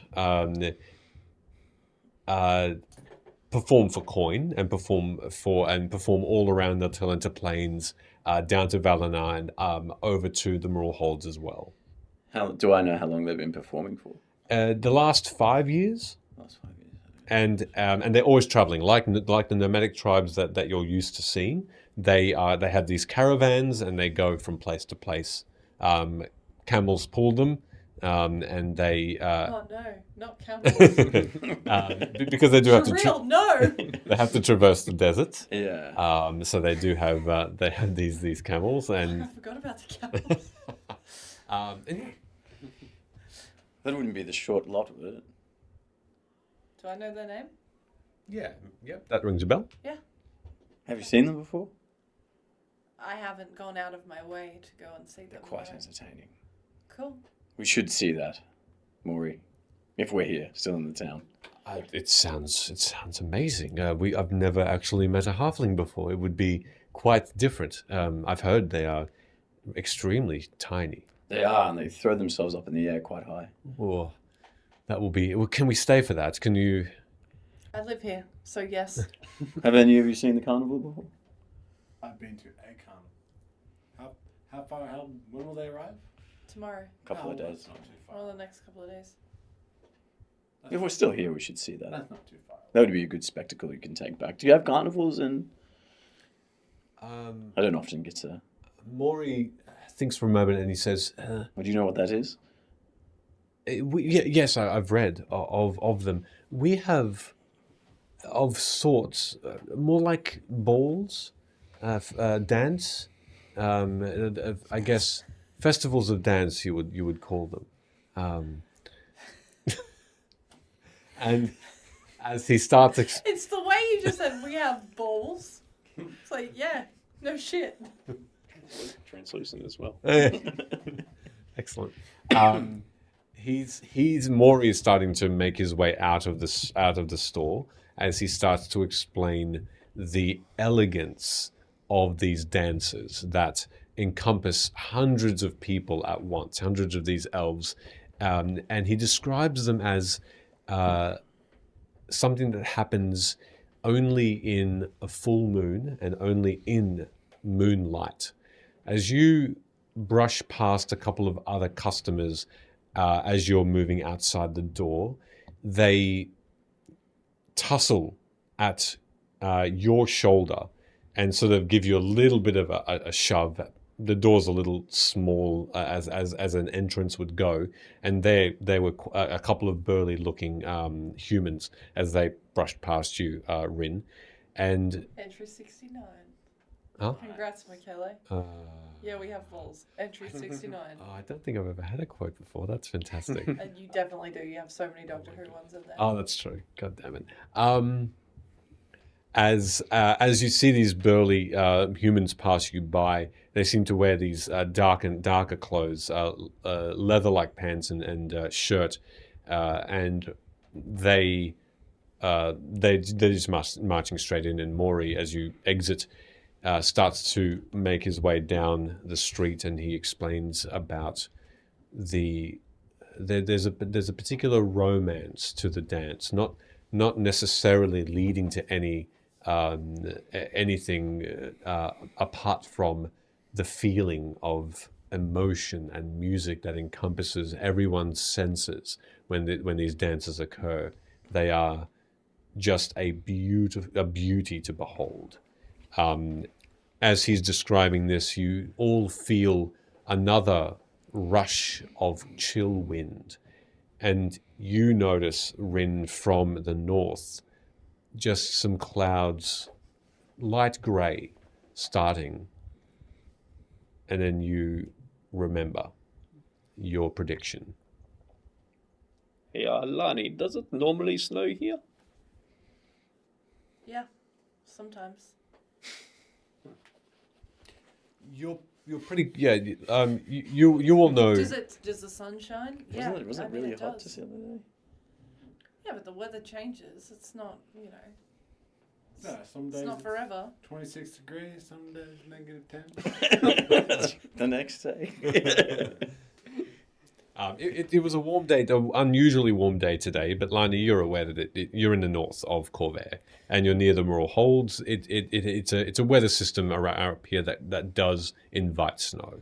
Later on, when we've had a few drinks, I'll talk to you and Maury about climate change. That sounds like a made-up thing. Dragons. Pretty sure the god Umber controls that. Maybe. I don't know much about gods. Oh, there's a bunch of gods. How do you know about gods? Because I've travelled. You this don't follow land. one? No, I don't. But there's a bunch. Just pick whichever one's most convenient at the time. Don't pick conflicting ones that can like contradict each other. Okay, I'll need to learn a bit more about this. And I think Locke might be your best contact for that. It seems like you do a lot of research. Yes, well, that was the whole reason why I wanted to read your book. he nods expectantly and with a pleasing look, and he says, I'm honoured that you would. I'm honoured that you do. But where to next for now? You want to keep exploring? Yes, please.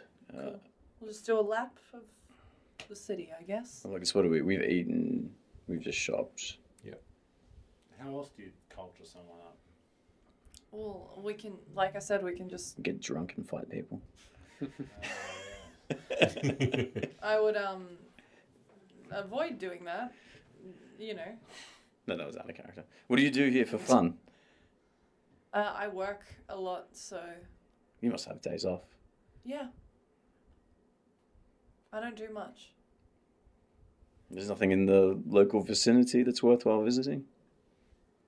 I mean, maybe, but I don't spend my days visiting it. What's- Don't you have, like a big pumpkin or something? Yeah. Like a pumpkin that's big that you've immortalized. You know how many Was- towns have a big vegetable? I'd be delivering a letter like, wow, big corn. Talenta Plains has the giant raptor. Yeah. All of my friends or, you know, acquaintances work with me, and so I spend most of my days with them, which ends up quite often currently being here, like at the tavern. What's the main commerce for the city? It's a combination of things. Usually, you don't know too much. You actually don't know too much about it, but you know that a lot of trade comes from produce. Yeah, heaps of... You see how we've passed a number of... I don't know if you recall, because you were reading that book earlier, but like a bunch of herbs, spices, fruits, vegetables. That's how we make the soup. So how come no one's put up a giant version of one of those things? That's kind of the point I was getting to. Well, because it's, you know, it's not a necessity. The giant herb. Do you have a farmer who'll let you come out and pick some of the fruit for a day, and then you get to take it home and eat it? Go and ask them. I don't know. Do I look like the farmer? Well, don't you ever give people like tourism advice at the inn? I'm not from here. I too am considered almost, you know, I've been here some time now, but this isn't my home. Well, what would you two do for fun? Get drunk. I'm interested in Yeah. these herbs. Pretty much. Hmm. Well, they're probably not very happy with me at the moment, considering I just dropped that pouch of herbs. So I'd leave it, at least for today. I say we go and look at the lightning row. Lani, you're also aware that Karnath in general exports lots of paper. So because of the The factory. Fruit and paper. the forests just above, just in the north of Karnath, is a massive producer of lumber and paper. Specifically, you also export ale, and you serve a particularly popular ale from Karnath called the Night. Where is it? Nightwood ale. That is essentially made from the sap of some of these trees as well, and it's very, very strong and deep, like molasses.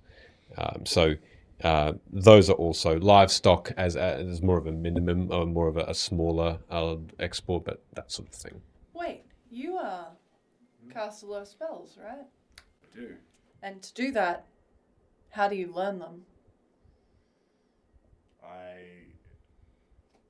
You like write them down in a book? Yeah, or I picked them off a corpse out of some charred robes. I go, oh, And what is it usually on? paper. Do I have the thing for you? And as you walk and continue to show Maury a bit about Vedykar, Hold on. Hold on. We're not going to the paper factory. Fuck that. What? I have a better idea. Let's see. I don't know, maybe. Let's pick. No, what about like tobacco rolls? No, he wants to learn about our culture, so we should teach him something of our culture. Is there a random person nearby? There are a few. Is there someone who's selling stuff? As you pass by, Who's obligated to talk to me? as you pass by, Legally. Legally obligated. the closest other shopkeep, they are selling again. It's up the street a little bit. Sorry, down the street a little bit, back towards where you were from, and then you turned right.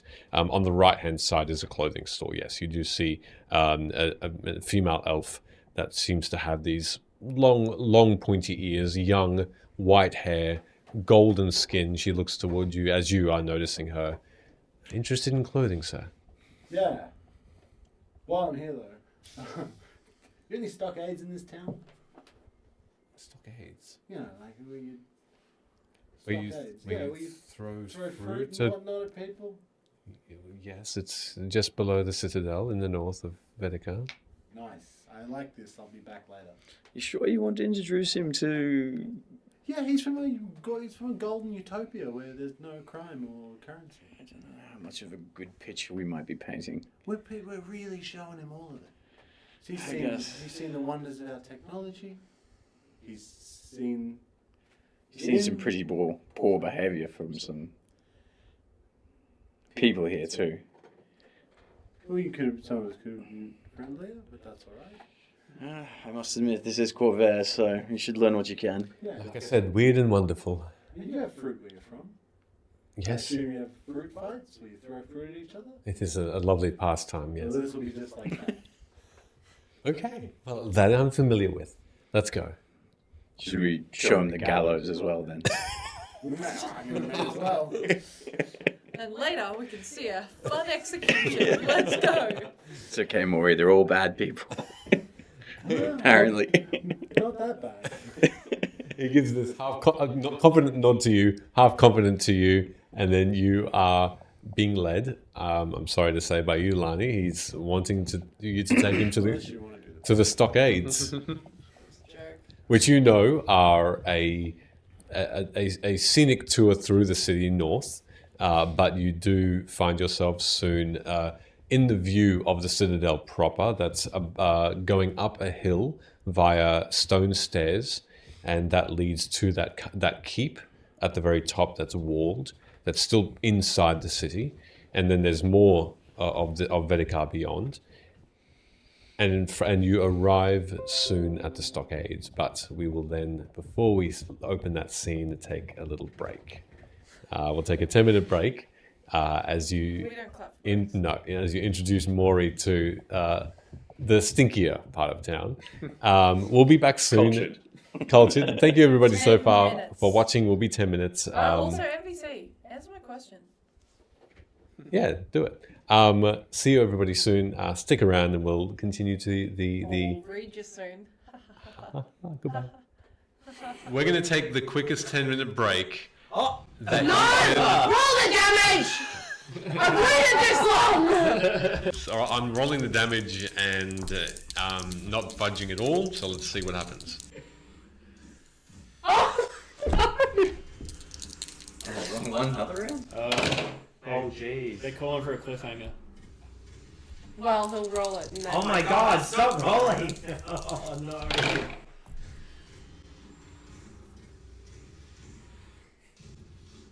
Okay. Yeah. We'll see how much damage Amara gets after we come back from a 10-minute break. I hate this game. We'll see everybody in 10 minutes. And I rolled a 25. Okay. Stealth check. 25. Okay. Oh!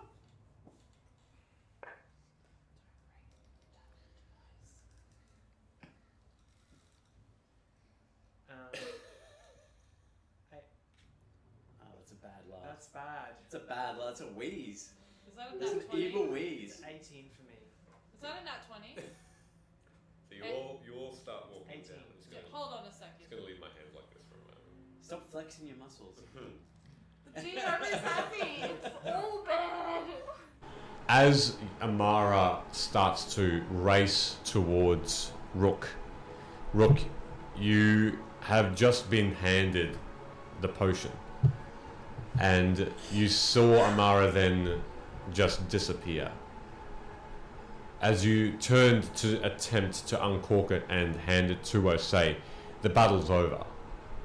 And with that swift motion, you look down, and the twitching has stopped. And in front of you, smoke coming out of the body of Osei, now still. Do I see this? Yeah. Thorum! Thorum, help her! I'm gonna walk on over and look down at her. How's she look? Is there any sign of life? Make a medicine check. How's she look? Dead. That's a nat 1. After the last question he asked, I pull into the rucksack from the back and present a cup. And I say to it, "This is King Boronel's personal possession."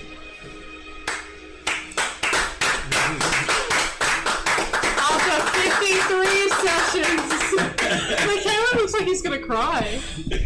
You may if you want. Sorry, continue. For anyone who doesn't know, it's taken 53 sessions for Ben to know how to say King Boronel.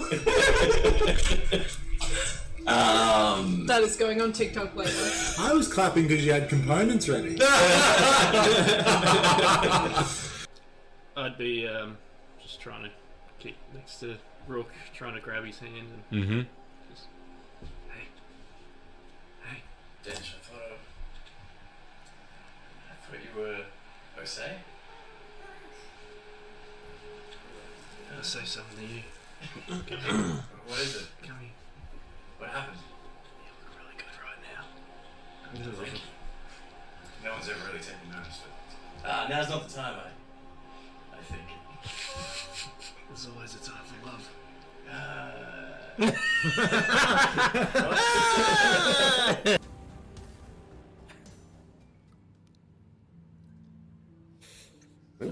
Welcome back. By far the weirdest way to start a stream. We should have called this ASMR cheese eating.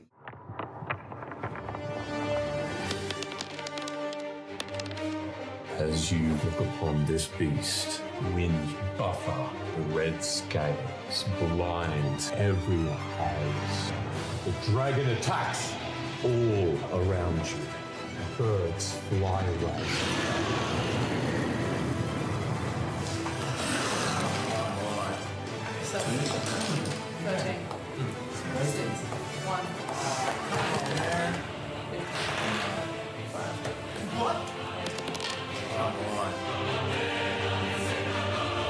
Make your attack.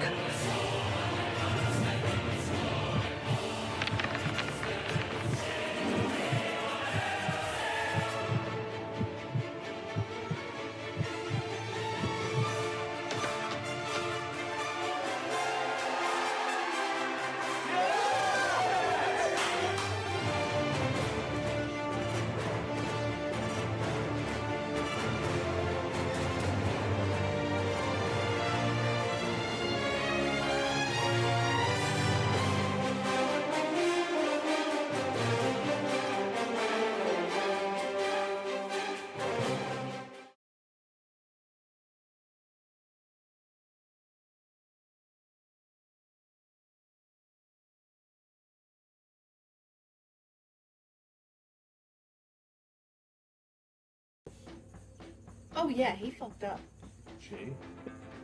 Challenge to Rook and says, "Look, this is getting a bit corny." Oh, dance again, quick! It's Aaron Cochran, that's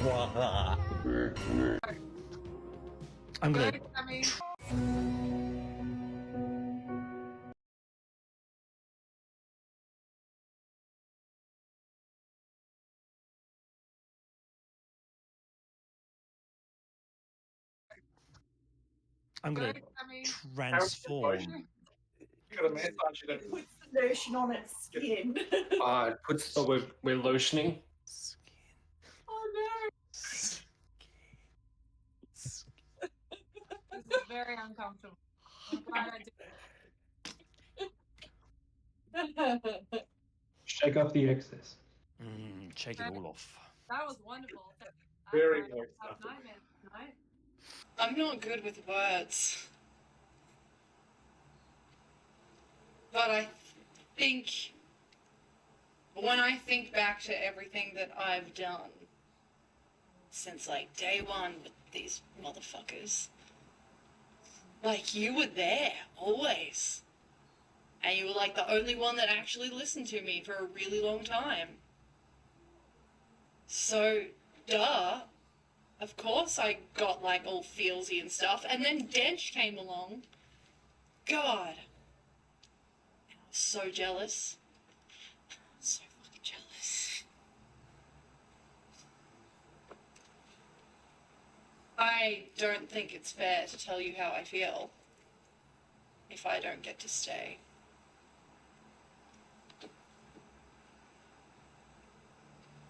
That would be cruel. But I think you know. Well, Amara, I love you. And I will wear the cruelty because I think it is worth it. It's worth every moment we've had, and it is every memory. Mara's just gonna be like, not of lava, but single tear. And she's just gonna be like, I love you too. I'm sorry I didn't say it. It's Aaron Cochran. That's yeah. Can you do that no, again? I will not do that. It's that you're trying to bandage up gaping holes in his chest, and I got you, buddy. you kind of now realize that your initial investigation of his body reveals that his head is missing. I thought I had him there, guys. Tell us the things you're going to tell us. Okay. And maybe we'll let you live. Yeah, if it's Are you lying? I'll actually laugh. Like in character. Are your shoulders like that? I think Like, It comes out exactly like that. I don't know what they're gonna do. You have feathers in your hand of this Pegasus. Do we see the children? Yes. Yes. I'm gonna try and catch the children. All right. They're moving very quickly. So what's your flying speed? my flying speed full is 60 feet. Okay, 60 feet. Okay, they are falling a bit faster, but you can attempt to. It's our first kill in the campaign, 2 innocent children. And as you get closer, you see lives. And this cage that it now looks like it is so packed with corpses, squished together. As you get a closer look, this symbol is depicting 2 companies or houses, but they are together. They're on the same bit of metal. They depict the house that your parents are working in.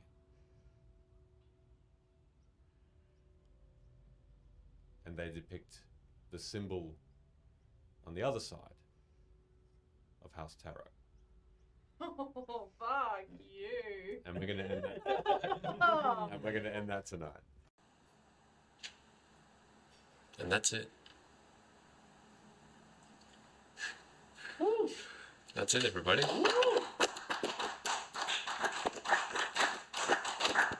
We're going to take the quickest 10-minute break. Oh! That Roll the damage!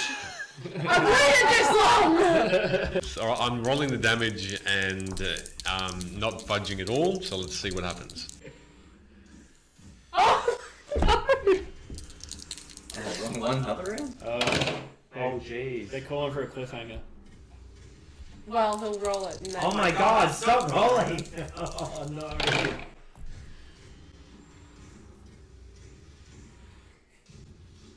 Okay. We'll see how much damage Amara gets after we come back from a 10-minute break. I hate this game. We'll see everybody in 10 minutes.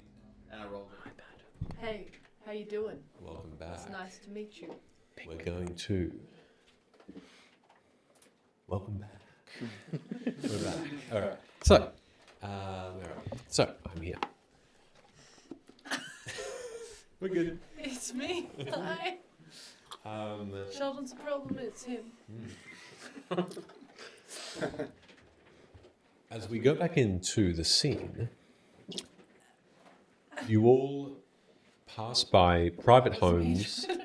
That's my body. These homes are brick, normally, some brick, some wood houses, all very well built, all very sturdy. You get to start to know the town a little more. People that pass you by, shopkeepers and not, seem to be overall friendly people. They give you a smile or give you a wave. Maury is silent until you arrive at the foot of the citadel. He is observing everything, though, as you all are. The streets, again, are quiet, but there are soldiers of Karnath proper around the city. You also notice in your travels some people that seem to have, humans and orcs predominantly, half-orcs, tattoos on their arms and on their hands that represent House Denise, with this this mercenary guild that allies itself with Karnath to provide soldiers and to provide protection. And the house, that Dragonmark house specifically, is not solely hired out to Karnath, but all over Corvair. They're very well known, a guild to provide those services, private or government styled. And their dragon marks are intricate and bright purple, shining, and you do see them on occasion. You have seen them on occasion in other dragon mark houses in your travels too. Members of Far and Wide. Every now and again, you see those more familiar yellow-robed people of House Jurasco, the House of Healing, as they seem to be here and there shopping, maybe just taking in the sights as well. The grey clouds, as the next hour passes, as you just slowly make your way through, there's no, Maury doesn't seem to be in any sort of rush at all. He's just absorbing everything around him, greeting new people, gawking at new peoples he's never seen before. You see a gnome pass you by, and he's carrying this rope that has tied all these books together. And Maury just watches this childlike creature pass by with this massive beard of grey and white, dragging along the ground like the books are behind him. And you take in people's homes seem to be almost open-doored. You smell some amazing foods being cooked for dinner there, coming from inside all of these places. Again, every street is clean. Any barrels, crates that might be outside seem to be only for private homes or shops. They don't seem to simply be there for no reason. There seems to be a reason and a purpose for everything here. And well protected. And then you open up into this plaza. And you see a small cliff that's directly in front of you that seems to be reinforced with stone. Holding up above that is the citadel. And you can see this sandstone rectangular shaped keep that's walled, and the wall is on the very edge of this cliff as well. It rises up about 20 meters in the air. The wall itself another 5 meters above that, and thick-walled too. You can see that the ramparts have guards looking over, down into this place below. And it's here that you see this plaza being fairly bare, apart from stockade. There are 5 of them in this space. 3 of them are empty. And there are 2 that have people within. And this is the only place that you do find there's a bit of a smell here. One of rotten fruit. That twinge unexpectedly reaches your nostrils, and it gives Maury at least a bit of a stir in his face as he looks a little disgusted at it. As you all look down and you see the ground to be a bit more dirty, a bit more like mud than brick. The brick sort of ends here and starts to be natural ground in front of you. On the outside of this plaza, you look back and it's almost like a totally different town. Well, come on. He tentatively follows you, and Maurice, as he follows you, says, "What is this?" This is the mark that's taken from up there. See how the city's nice and clean and orderly? Yes. Well, this is a natural consequence of that. Come have a talk to these fellows. And you lead him to the closest person, who is standing up but bent over, and it's on. He's in this particular person. He's in a stockade that is exceedingly uncomfortable. Not enough of a height to kneel, but not really height enough to stand either. There's this groan that comes from his mouth, this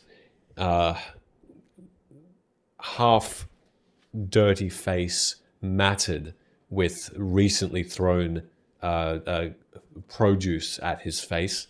This human, otherwise clean shaven, interestingly enough, with this long, ragged, golden hair, shirtless, fairly muscular, white pants dirtied, and he's struggling to stay upright. And he's looking down as he's just trying to look towards his feet. You can see around him, he's slipping in the mud around him. The stockade itself made of fairly sturdy wood that looks like it's been there for a while though, weathered. You there, what's your name, fella?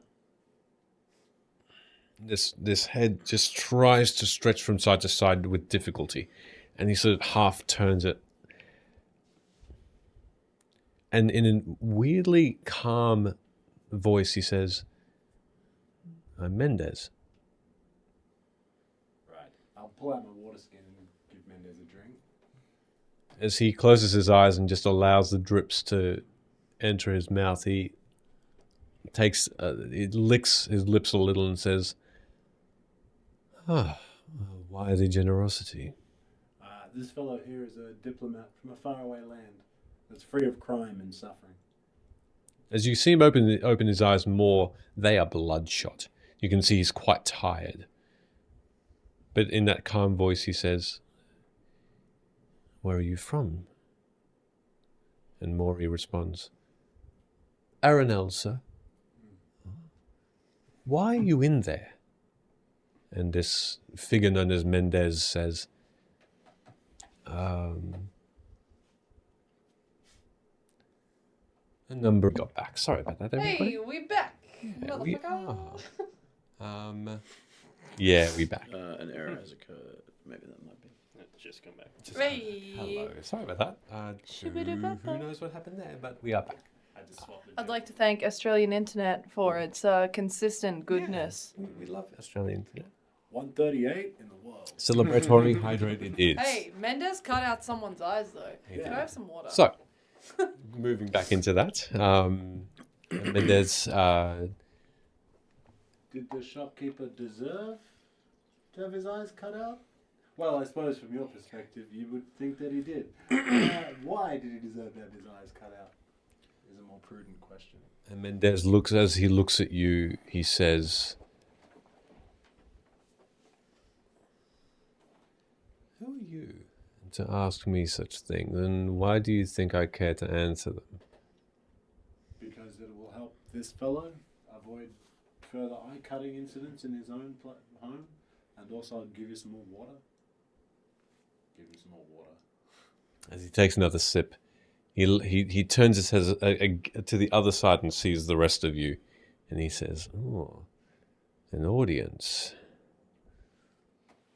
Well, if there's an audience, I'll speak my mind. Of course he deserved it, because he didn't pay the fee." See how prudent, Maury, see how prudent this is? Look, the currency you don't have begets violence you don't have. How interesting. I like roll my eyes as I'm listening to this. The fee needed to be paid. He didn't pay it. I was sent to do the work. And, well, I got caught. Right. What can you do? Who sent you? And we're not cops. That's kind of a cop thing to say, I know, but we're not. You mean guards? Guards. See? He says, who sent me to retrieve the fee? Yes.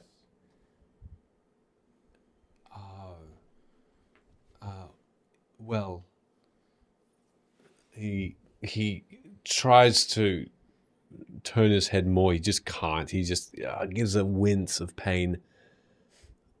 The lords that look down on us from above. The mayor.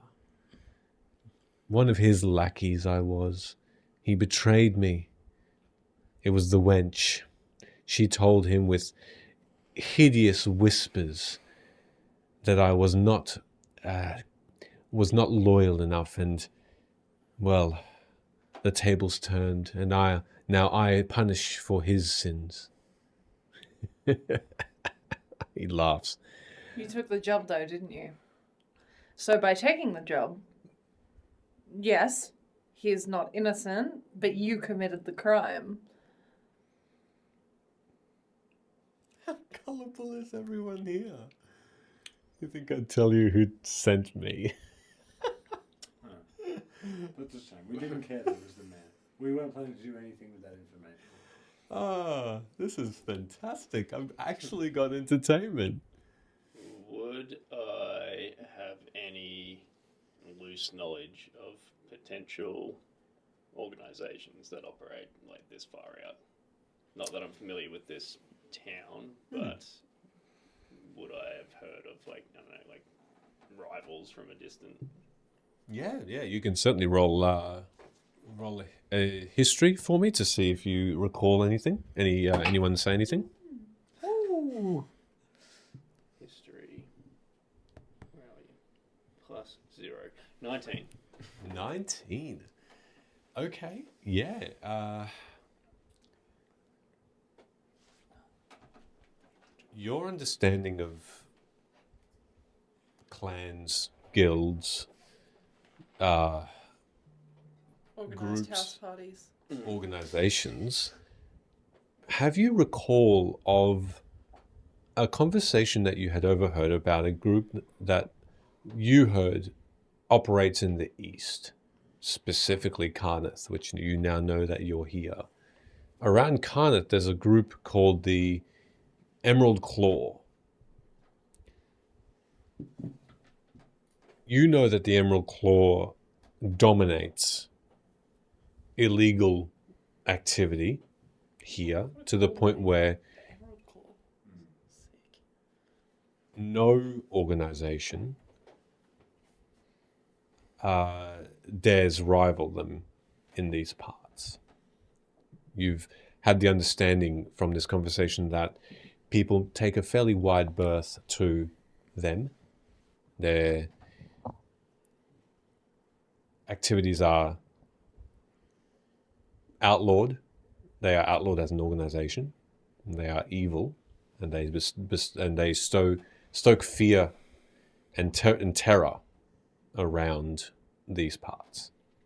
Would I know of any, like, identifying marks that their members generally have, or Most of them hide them. And that's where some of this fear factor occurs. This order, this clan, you've heard, is very good at blaming others and getting away with it. They do, however, if to show they are a member, hide and conceal an emerald that generally is underneath a cloak on their shirts that's sewed in.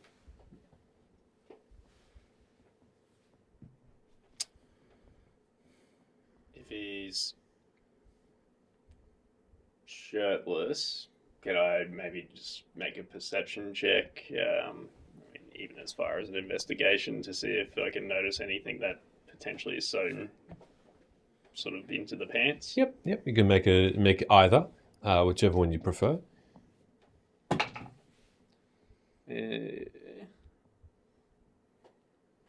Perception. So that currently is a 10. For perception? Yes. Okay, so you made a perception check. As you just start to walk around, please. Super sweet class feature. Depending on if it's failed or not. It's considered passed. Considered passed? Okay, cool. Then I will save that. Okay. So as you just quickly gauge, you're confident that you have had a look at his upper body, his pants, which are, though dirty, undamaged, even by the muddiness, they haven't seemed to have been torn or anything like that. They're fairly confident there's nothing like any gems on him. No, you would imagine that sort of thing would have been searched for and confiscated before this were to have been his fate. Well, I think this gentleman here might be part of the Emerald Claw. See if he reacts when I say that. The head slowly turns upward towards you in a very painful look he gives, as though he's just trying not to groan again. He winces. He calmly says, "Who?"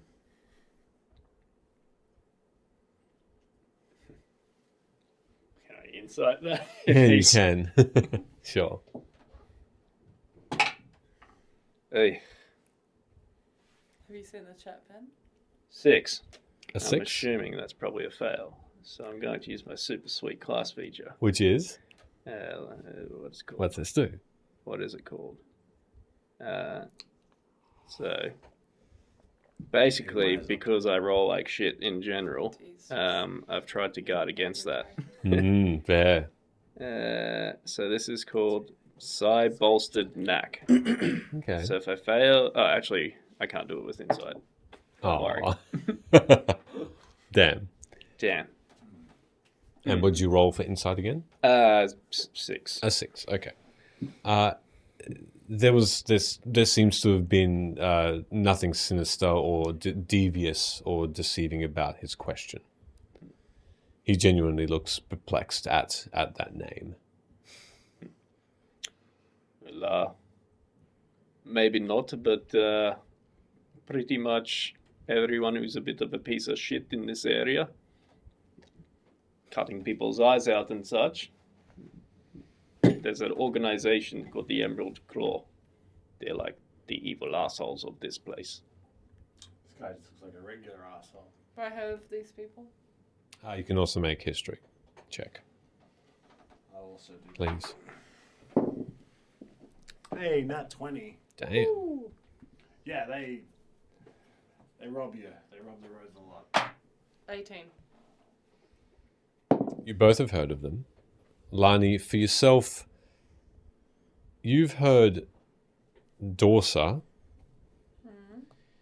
once, and you recall the name because once Dorsa has told you, well, a little while ago you had walked in on a conversation between Dorsa and a particular person who had their hood over their faces to conceal themselves. Dorsa had handed over a small sum of coin to this person. Afterward, in questioning, she had mentioned this name, but mentioned that it doesn't mean anything, that it's something of inconsequence. It was inconsequential, a conversation. And Ivor, you have heard of them because they've affected the Wayfarers directly. You remember a missing person, a missing Wayfarer, some time ago, turning up dead,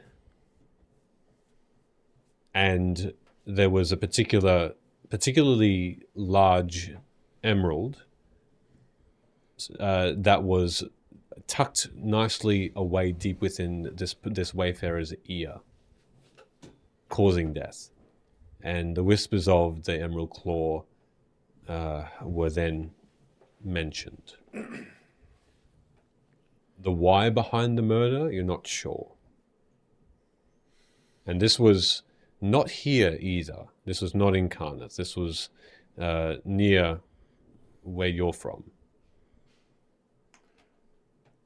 If I'm going to turn to our friend of the stocks.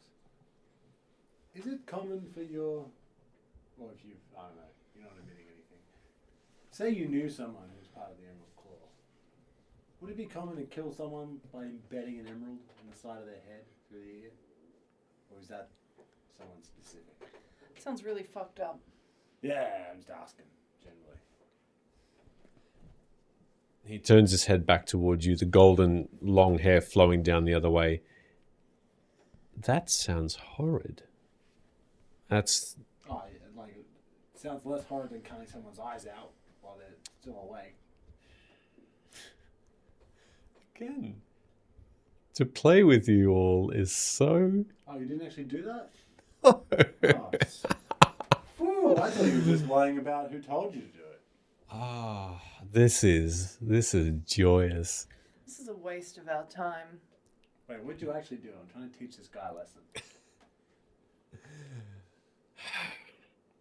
I might have started a brawl.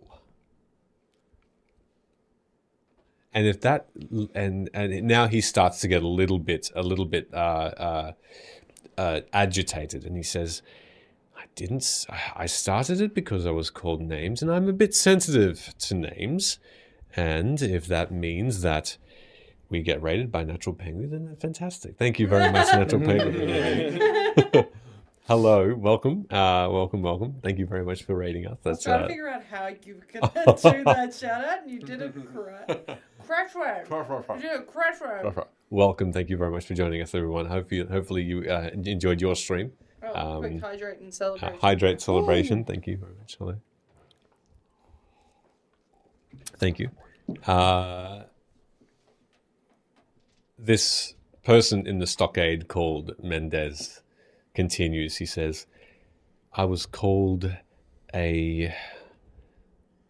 well, I won't mention it here. It's a little bit unseemly. However, just to suffice it to say, I had had too many drinks and I used my fists instead of my patience. And now I am here for a couple of days, and hopefully then I will be released. And under the watchful eye of the guard, obviously, but cutting out someone's eyes. This is amazing. Is there a guard around? As you look around, you do see guards that are facing you that seem to be directly at the cliff face, yes. And there are about 7 of them. And they all hold their shields, round shields in front of them, and their swords are in their scabbards. Are they approachable at conversation distance, or if they're up high, would I? No, they're not up high. They are. You can approach them. They are your level. I might approach one. Excuse me. What did this fellow here with the long hair do? You are far enough away from Mendez to not be in earshot. just to be aware. The guard looks over this sun-kissed, tanned older gentleman with a big black mustache. And he's about your height, and he looks over. Mendez. Yeah. That fucker. He should have piped down a little, but he was in, what was it? Like a few days ago now, I think. He just beat someone up. He drank too much and decided he wouldn't take no for an answer to calm the fuck down. We'll let him go soon. Okay, that is a lot better. Thank you. A lot better, and Oh, he was just being a bit of a dick and telling us he was cutting people's eyes out and such. cutting people's eyes out. That guy. Have you seen him? He's precious. I'm surprised he could throw a punch. All right. Well, I'll go let the others know. Yeah, so all he did was like punch someone in the mouth off at a pub. Well, see, Maury? People lie here a lot. That's a lesson about the culture. Maury says, why? He looks towards Mendez, this person in the stockade, directly, and he says, why would you lie about that? Why would you have us think that you're a terrible... Well, I mean, throwing a punch is nothing to be proud of, but to cut someone's eyes out, why put the fear into us for this? For nothing. And Mendez stretches a little and he says, no one's talked to me in days and I am bored. Can't someone take a joke? This guy literally can't. Morty, what would you do if you like had someone who did that, like cut someone's eyes out? Maury just shakes his head in disbelief as he says, that is, a crime is such a minimum, and the violence of that description, I balk at the thought. Certainly that sort of punishment from the Undying Court would be severe. We banish them here. Not just banish them, banish their souls. They would not be greeted by the Undying Court, and that is in itself such something not even to fathom in Aranel. Your body's positive energy would cease to exist. You would be like the stories, like the stories of when these necromancers raised the dead. You would be a mindless zombie. In the worst sense, because you would not simply be dead. There's magic that they can bestow on you that you could feel being this creature and having and rotting and feeling pain while you're being controlled. It is the worst thought. Well, that's kind of worse than the stocks, isn't it, really? I think we're the enlightened ones. There you go. We all learned something about that. There is an extreme anywhere. Is there degrees of guilt, or everything's punishable? What do you do with piss heads? I point it. The stocks, yeah. He turns to you first, Locke, and he says, No, only for the... well, there has not been a case that a crime has been committed in some years. And that is the worst, the extreme. There are levels, of course. Do you have prisons? Or? In a sense, I guess.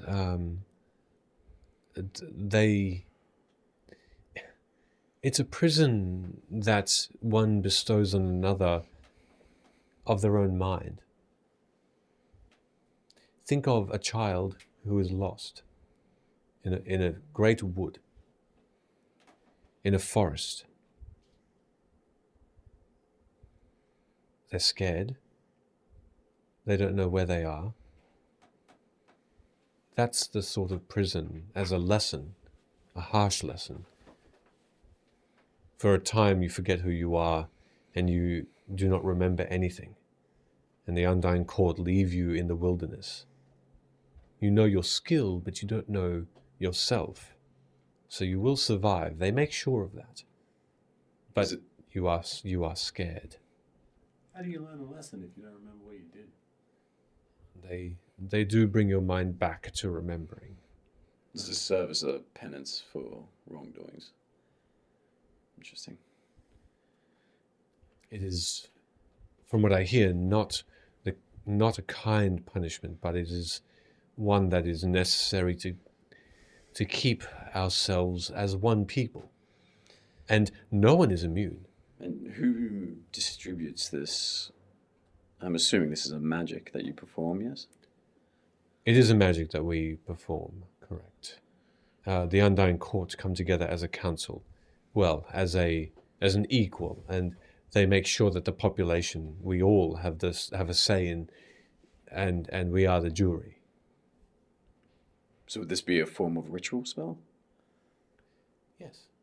Yes. I'm sorry, yes. The magic being cast would be ritualistic. Performed by many, not just one. This particular punishment, yes.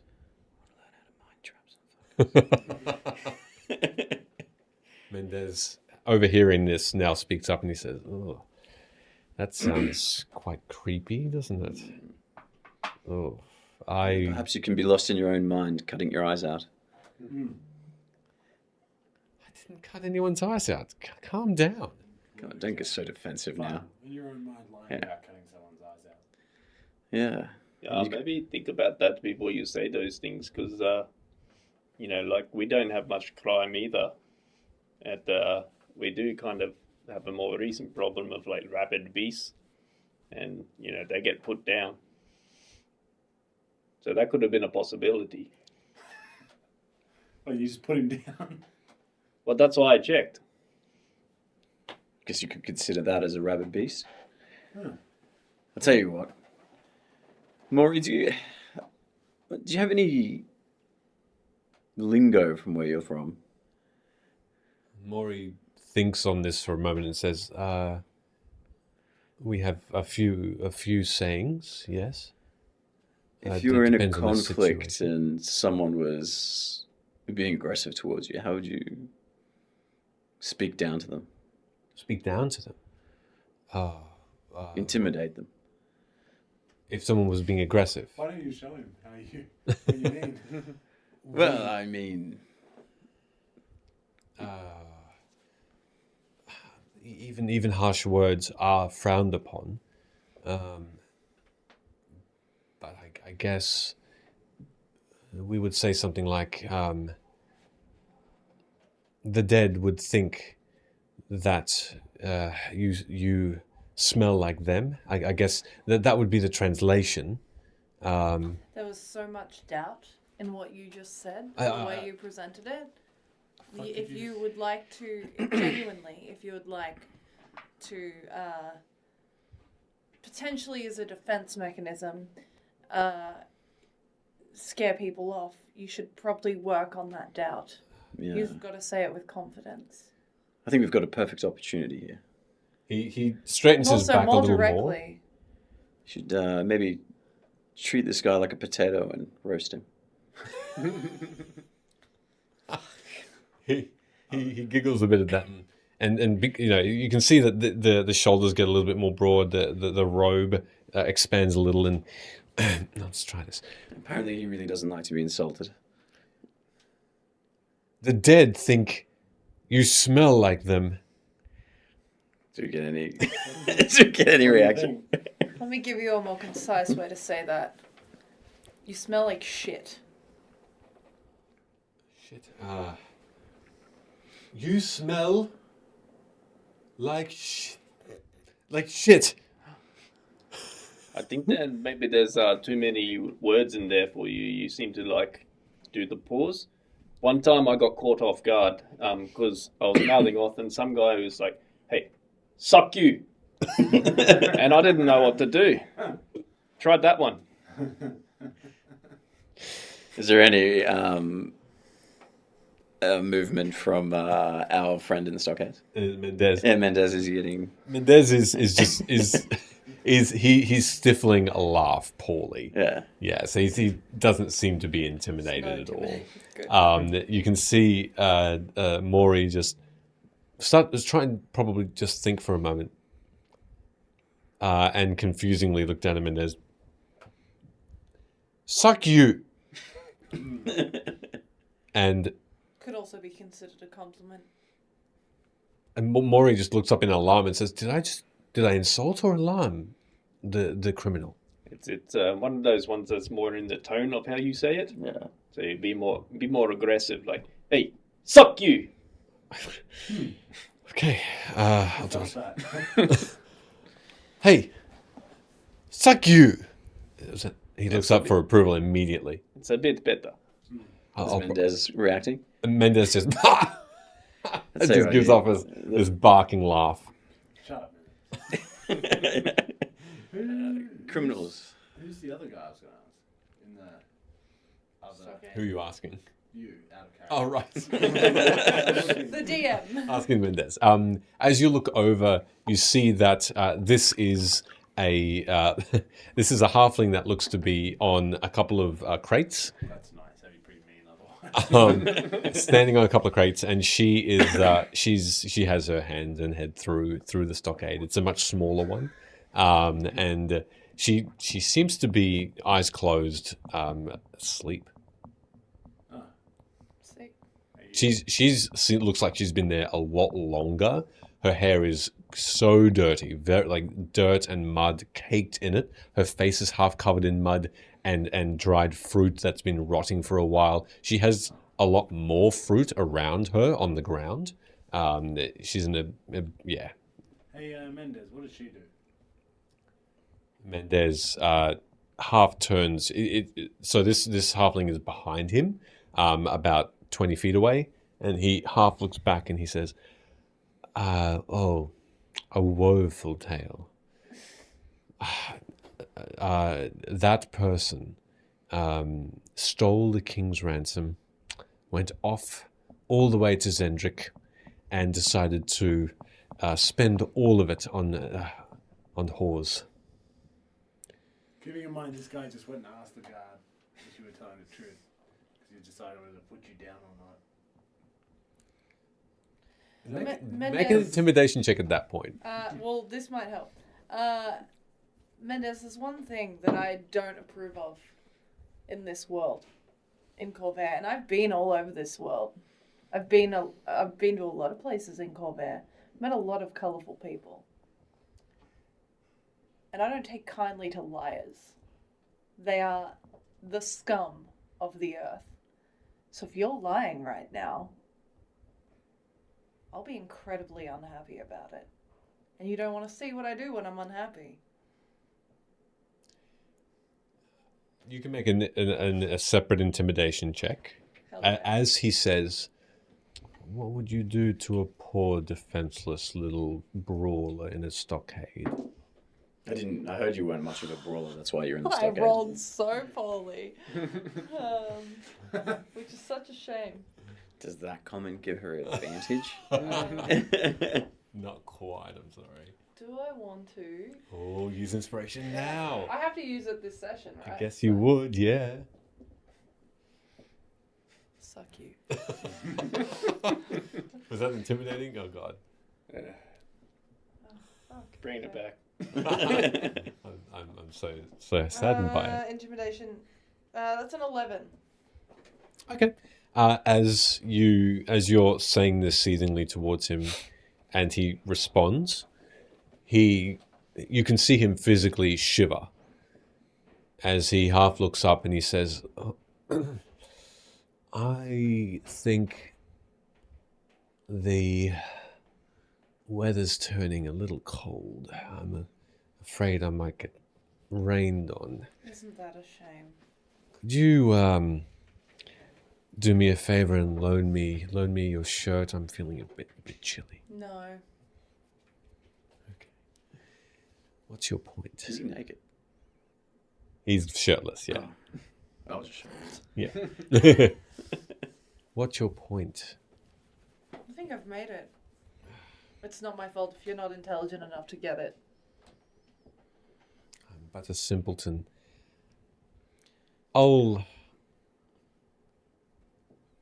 When I get out of here, we'll probably continue this conversation. No, because by then I'll have no interest in knowing who you are. He just chuckles a little at that. It's actually not that important, and I'd rather you just didn't speak anymore. Anyway, moving on. If we want to find out what she did, how about we just ask her? Yeah, fuck this guy.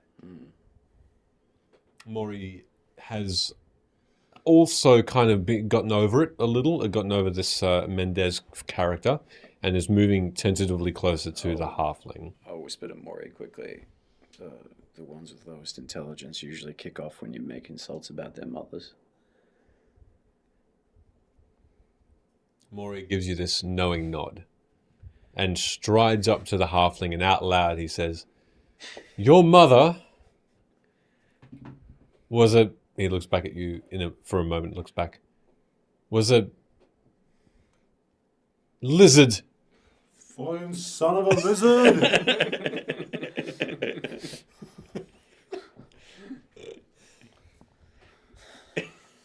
As the halfling sort of is jostled by the sound, and she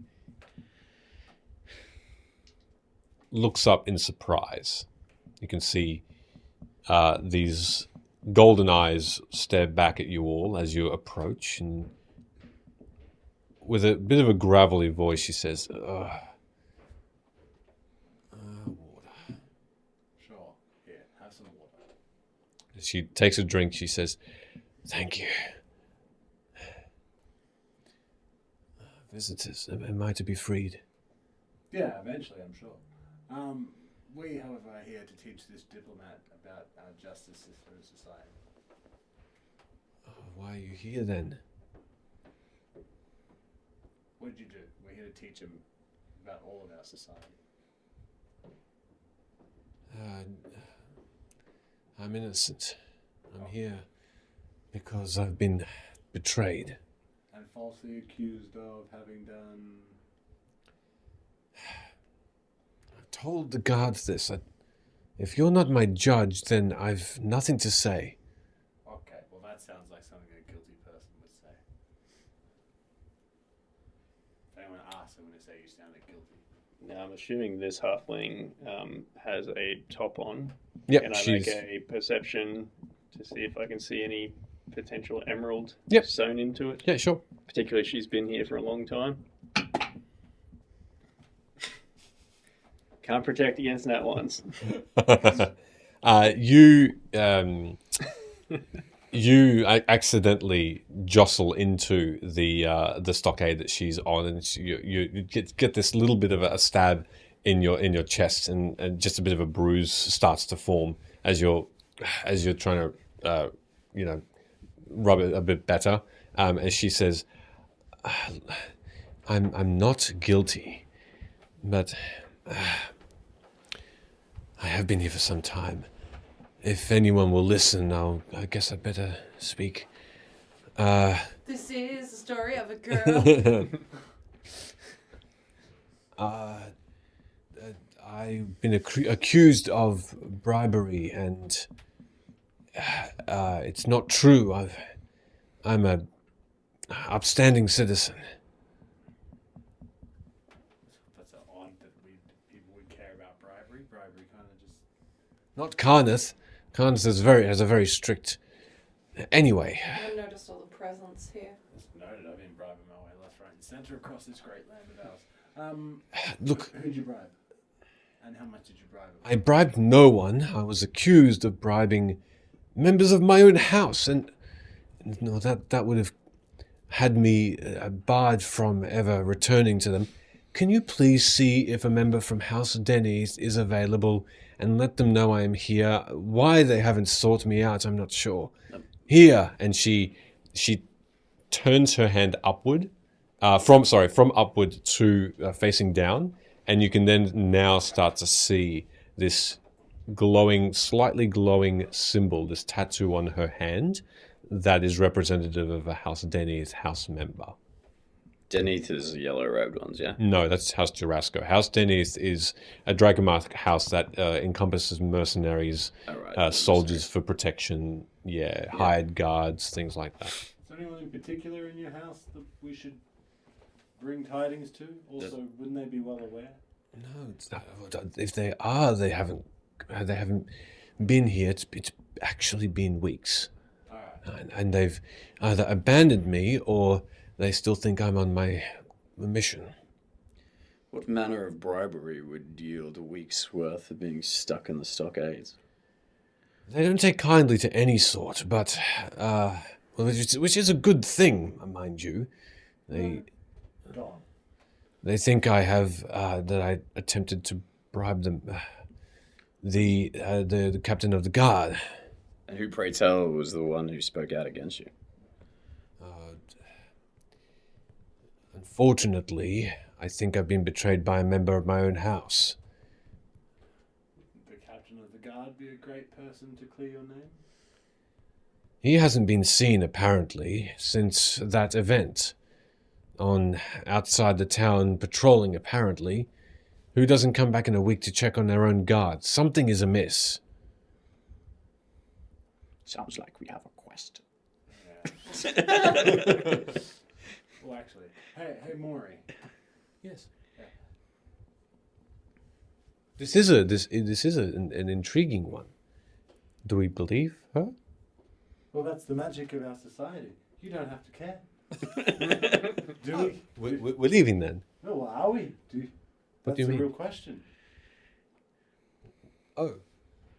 It's up to me. Well, I don't know. What would you do if you were back home and you found a person like this? I think that's probably not the best question to ask, considering their legal justice system is so completely different. Because what they'd probably do is, if they didn't like it, cast one of those spells. That's right. Prison of 1,000 Nights.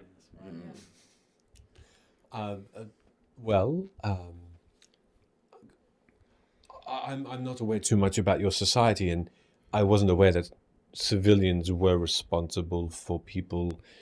We're not. We're not, actually. We are. We all are. It's just whether or not you do anything about it. Oh. All equally responsible. So you're saying, as people, you get to choose? No. Yes. No. Well, there is this thing called moral compass. Oh, yes. The moral compass is a universal aspect of one's personality, one's upbringing and beliefs. If you believe the cause of the halflings just enough, then that might compel you to want to do something about it. But you are right. Normally, when you read the Shan Chronicle and read about murders and things like that, not everyone jumps up out of their seats running there to try and find and investigate. It's normally left up to the guards and captains. Well, it's an interesting point. People that are getting paid far more than us to do this type of work. Mm. I mean, only because she's asked us would it maybe compel you to want to do something. Maury thinks for a second, and he says, "She hasn't really asked us to do anything." Wait a second. Are you asking me to take a message to someone in particular? This halfling looks up, half up at you, and says, "You're a wayfarer." Yeah. Well, I, as you can see, I've not a letter, or a parcel, or have you expanded to simply relaying messages? I have the ability to write, and will do you that kindness. Well, yes. Well, yes. Send a letter immediately. I have nothing to pay for it, though. You are aware that this will be in your handwriting. I write down the majority of it. I put the quill in her hand, and I kind of hold the parchment up. There, sign it. Sign the letter.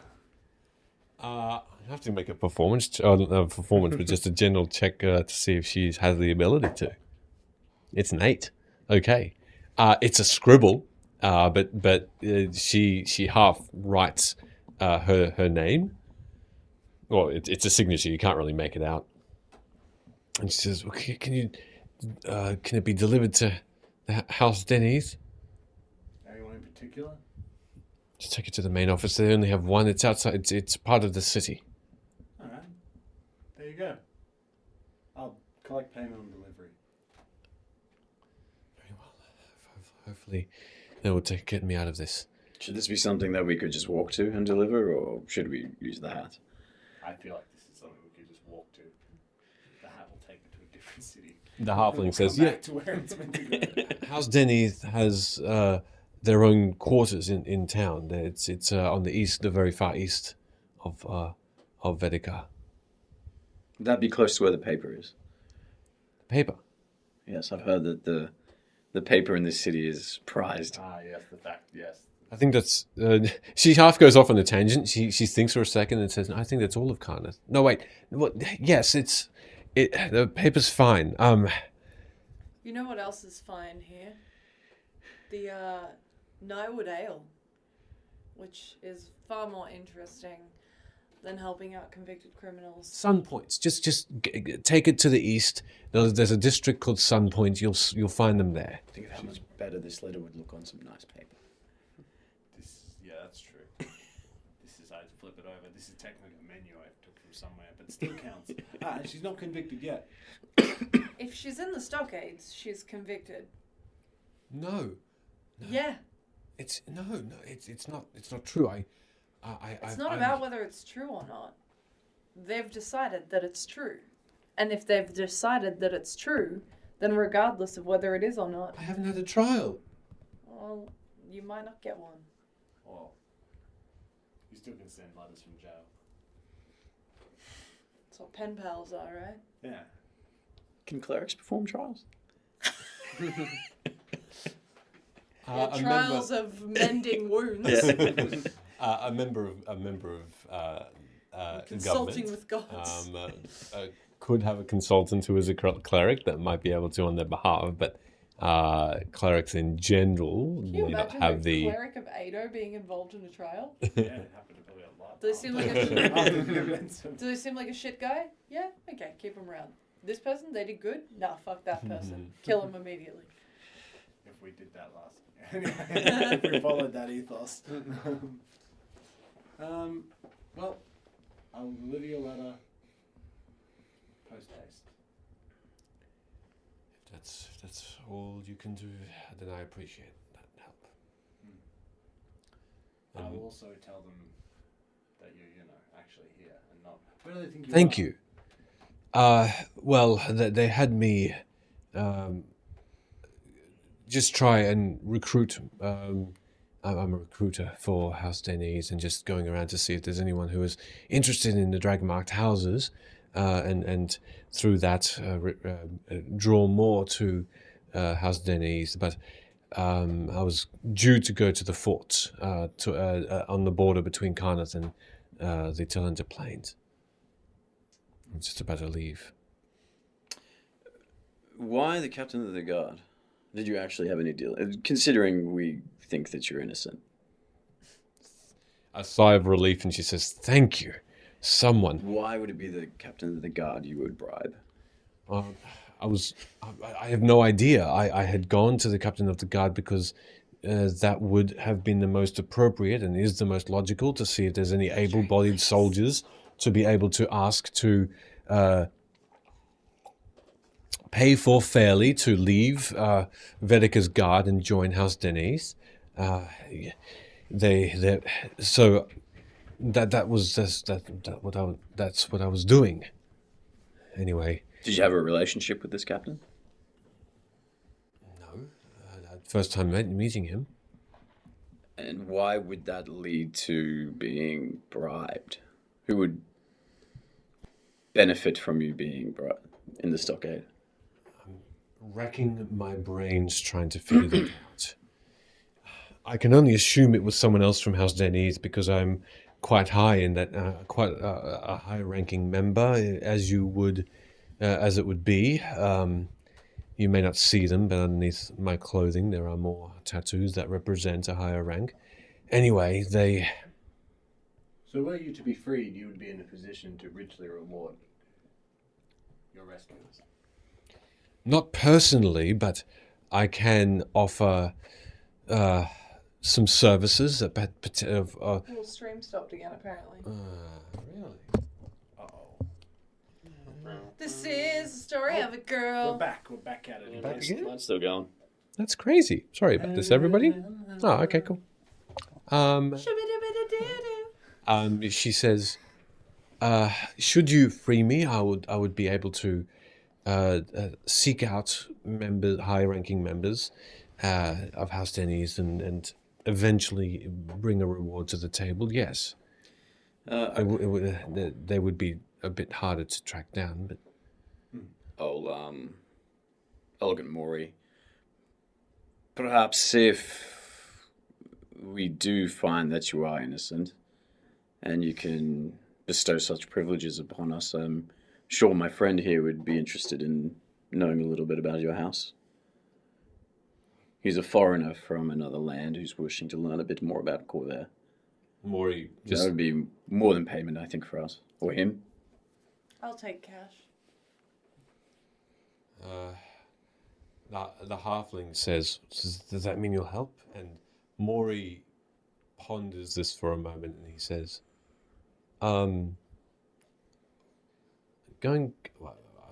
if you don't mind, I'd like to clear a couple of things before we commit. So, the mention of reward is appealing to you all. Yes. We need that money to buy food. Of course, it's not freely given. What about, not to be selfish or anything, but will this interrupt our I guess guided tour? I'd be more than happy to learn more about House Denys, was it? And if we are staying in the city, then fantastic. That would help us greatly. If it's as simple as dropping off a letter, then I'm sure we can deal with that.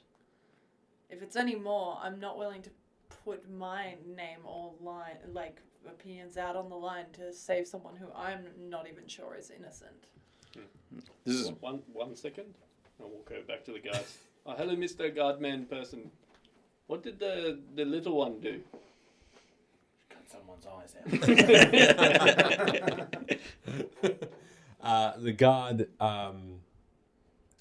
The guard looks over and he says, halfling. Yeah. Is this the same guard you're talking to? Yeah. The bushy moustache just moves slightly and he says, I don't know. That one was given off my shift. Was taken here off my shift. I haven't been told, but something dastardly, I guess.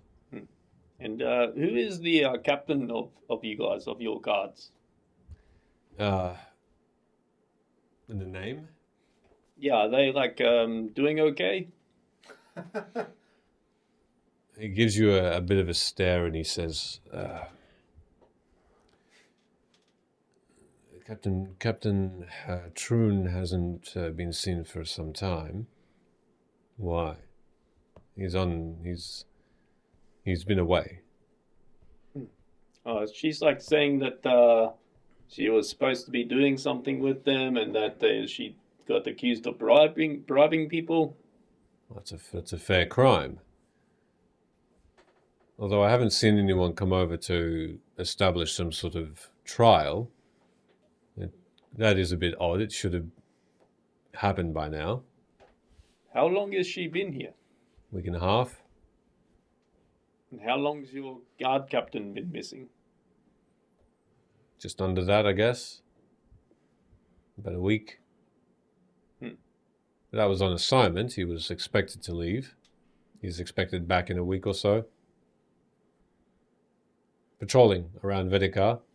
He does that every now and again, just to make sure that the outposts are doing their role and looking out for threats. That's just what he does. All right. I'll go tell the others. Thank you. Why the questions? I just wondering if she was evil or not.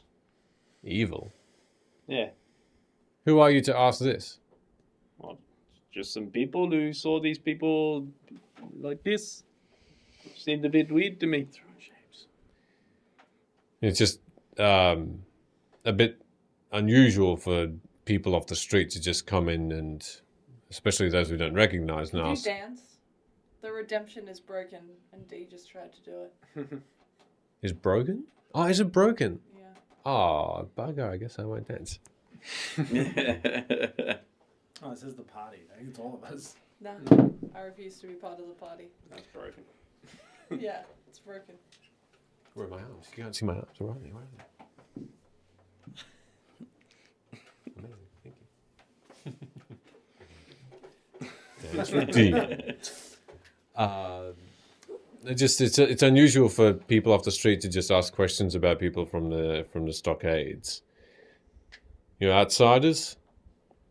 Oh, yeah. It's also unusual for guards to give out information about their captain's whereabouts.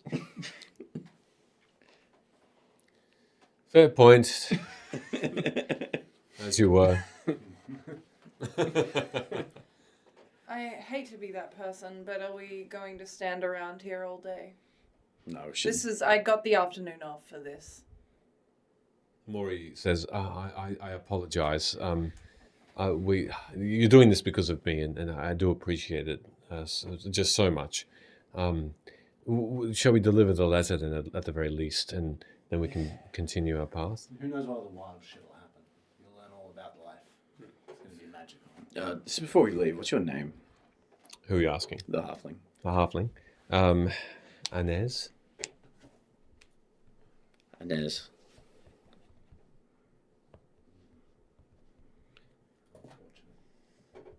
Come on, Inez. Annie's going to be it. A-N-E-Z. Oh, I spelled it I-N-E-Z. Again, we're perhaps to the lead of your, what do they call it? If our letter helps you get out of the stockades. Yeah, we probably will. Let's deliver the letter. Yeah. Thank you. Besides, you'll get to see some mercenaries. Will I? Yeah, that's where we're going. Some mercenary house. Maury seems visibly impressed, and he says, Actually, a dragon-marked house. There you go. You would have read about that. I have, and I'm very excited to be there. Should ask them lots of questions about their tattoos and shit. I bet they love that. I will. Don't let that stop us from continuing our way, though. I know you don't have a lot of time, and Lani, you've taken the afternoon off for me, so we'll be brief there. You're getting paid 53 silver. It's just like a second job, really. 56 actually. Yeah, and you're 26. With a bonus at the end. Yeah. Yeah, I still don't know why I'm not 53. And 56. you're not getting paid anything, are you? What the fuck? Maury just is still for a second. He says, "No, you are. This may have been a conversation we had when you went up to your room. Yes, absolutely. Everyone is getting paid the equal amount with a bonus. For your service of introducing me to your culture. He's not getting an equal amount. We'll absolutely no, get. I thought you mentioned he was 18 silver. Who? Ivan. Now, should you provide, and you have provided thus far amazingly. I don't recall. Amazingly. I expected you to do much worse. I don't recall the 18 silver conversation. He looks visibly shaken. But rest assured, everyone will eventually receive a very similar amount of payment for your. I'm sure you'll. I don't want any silver. It's fine. He's just matching my salary. So, Lani, what's between here and Sunpoint? Here in Sunpoint.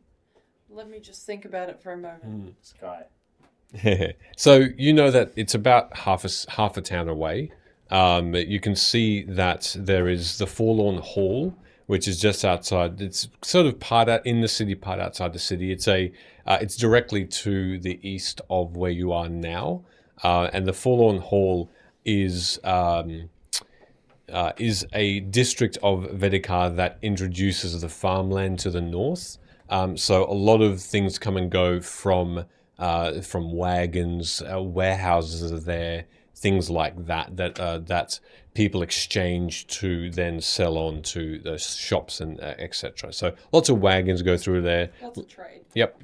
And then you've got the Narromire, which is a river that runs outside of the only river that runs outside the town, just to the east of that. And then you'll probably pass too far away from the Barrow, another district, to then reach Sunpoint, which is directly east. So you're going southeast. So there's 3 districts to go past. Be about another half an hour walk. 2 different things. What about any of those temples that you were talking about? Was I talking about temples? Yeah, back at the tavern. Oh, that was me. I was saying you should check out a temple. We should check out your temple. You should teach him all about you. Yeah, weren't you learning about like the gods and stuff? I don't think he has a temple. He's God. There's no temple here. Well, not that none of our temples. You know, Lani, that the only temple is in Longfair, which is to the west of where you're standing now, directly the next district over to the west. And it's a temple to all gods. Where, sorry? Longfair. It's a temple to all gods. Just the one, and it's not a massive church. It's simply a double-story building that you've seen every now and again. And this temple, they call it the Temple District or Longfair. And most of the houses in this area are just taken up by clergy. Cool. I don't really need to stop off there. Everyone compliment Jordan real quick. Yeah. Specifically Rin. Oh, right, unsolicited PC compliment time. Nice nipples.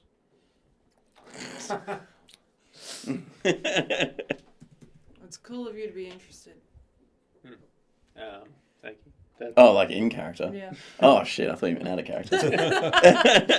Nice nipples. I don't know, do shifters have like multiples? Do I got like 6? I like the confidence with which you speak to the guards. It's nice. You sound intelligent. Anyway, there's a few different things we can do. We can go to Fallen Hall. It's a bunch of trade. If you want to see that. What's it called? Fallen Hall. What?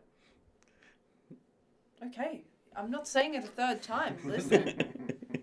Maury pipes in and he says, perhaps we can go and see the see to the letter, and then we can continue our way around. Yeah. Great. Very well. Let's go and deliver this letter. If there's any paper stores, I'll pick up some paper. Fine paper. Yeah, do you make paper out of that like dense wood stuff? It's as you're walking towards Sunpoint, and you start to make your way towards the first district, which is the warehousing district, introducing into the farmland. He continues to talk. He says, "Densewood is built. There are trees that are made for much larger things. They are too heavy of a tree to be used for airships, but we trade them for ships on the water. We trade them for homes, materials for homes. So no, they don't. They're not used for something so fine. We have other trees for that." I was wondering if it's strong enough that it's like steel. What tools do you use? Magic. Pretty common answer, I guess. It's. I know it seems generic, but we have magical means to bless the trees, thank them for their use, and then take them down gently, and utilize them. We do so. It's almost, again, everything we do seems to be ritualistic, but that is what happens. If you set a densewood tree on fire, does it catch on fire and burn, or does it melt? It still burns. That's a pretty significant drawback. But it's difficult to burn. Very. Think of it like wood that's been soaked for a very long time. It takes a lot of effort, even by magic, to set it on fire fully. And as you're walking through Forlorn Hall, you see through this place that the temperature seems to be dipping slightly again. This area, almost on a district that forms a rectangle that seems to be emanating outward, oblong in shape.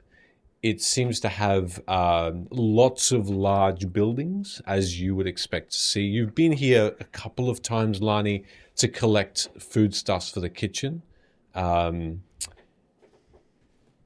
only briefly. So you don't really still know the layout too well. There's one massive road that is of dirt, and you can see that this district doesn't have a wall at the very end. You can see the end of it, and it just flows into the north and into wheat fields and farmland and greenery. And but from here you don't see the forest, but you kind of know where you are. In that direction is in the very far distance would be a forest. That takes up the rest of Karnath. You look at these massive warehouses as you're walking past, and you see Maury stop as he's looking towards the people that are in this area, and you can see most of them look like farmhands. You can see people with wagons that are pulling lots of fruits in buckets and barrels off a wagon onto the ground, and then people are taking them away. You see money seem to be exchanged as well. You see conversation about the freshness of the fruit, or when you can see a line of cows, and you can see them tied up, and you can talk. You overhear the quality, the talk of quality, and the talk of price for these beasts as well. It's all happening. It's actually quite busy. But Maury stops and he points tentatively towards in front of you. While all this is happening towards your left, and the north is in that direction, you notice that there's an argument starting to occur from a farmer towards four people. These people are, you don't quite hear it yet, but they are in the direction you're heading. And the farm hand seems to have this wagon drawn by two horses, big steeds.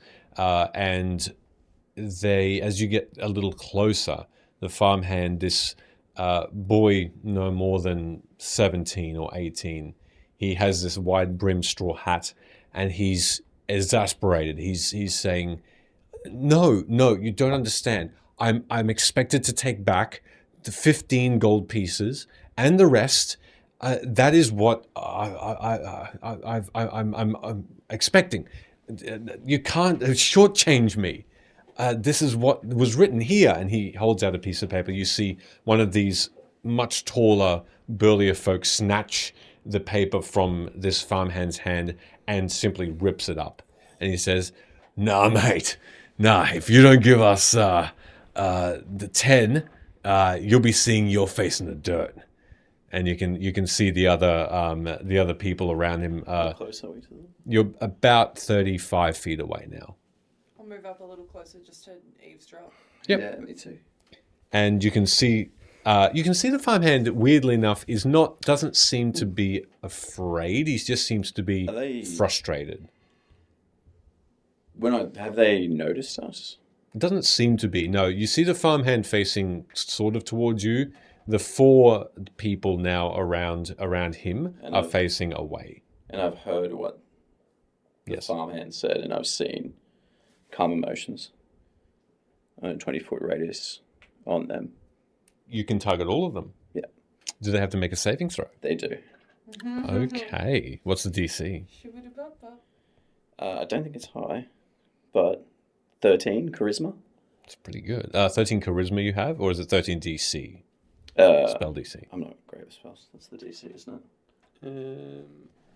Yeah, so it's a charisma save of 13. Yeah, so Yeah, I'm cool. gonna add that. That's got.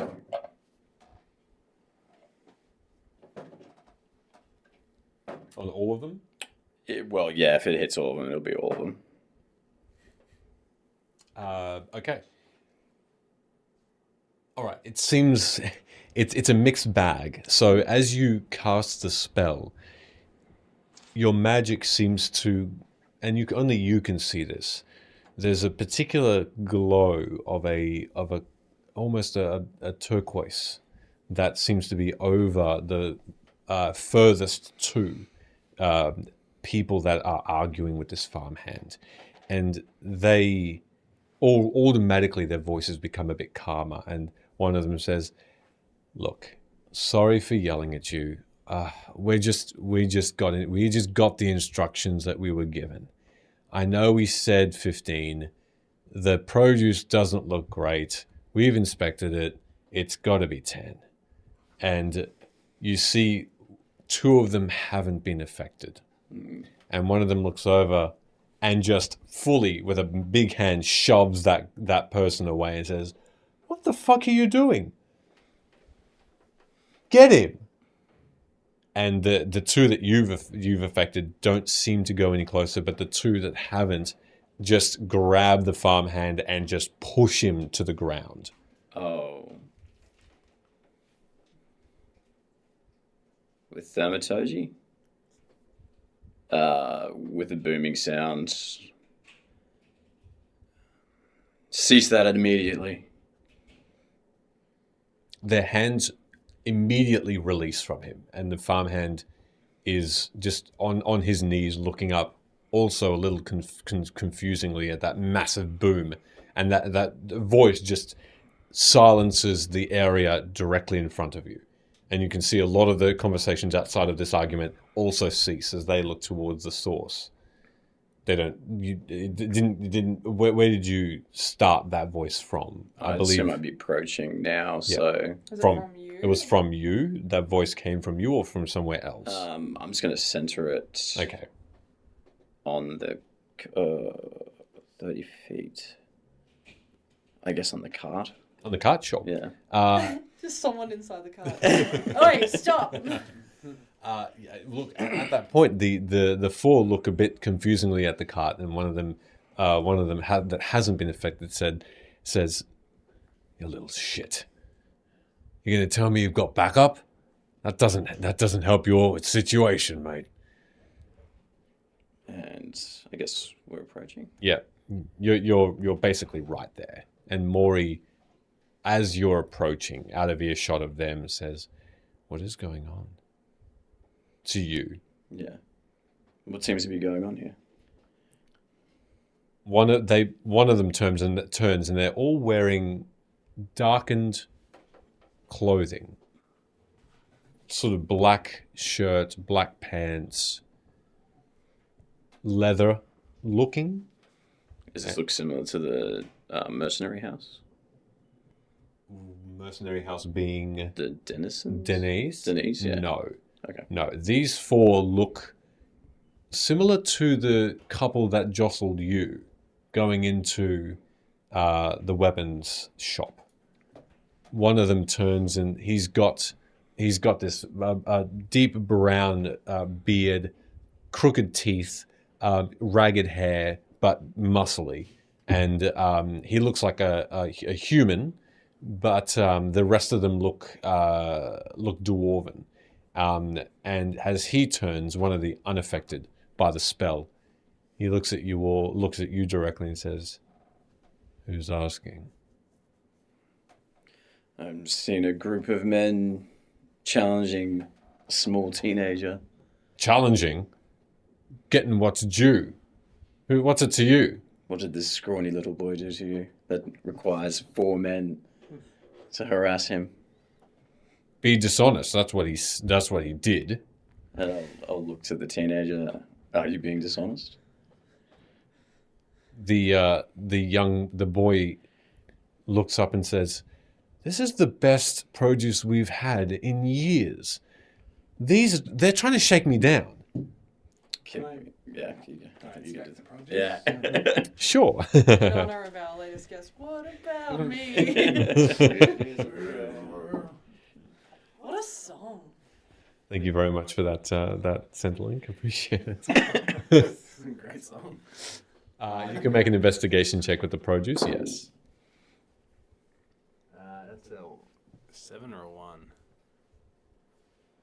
4.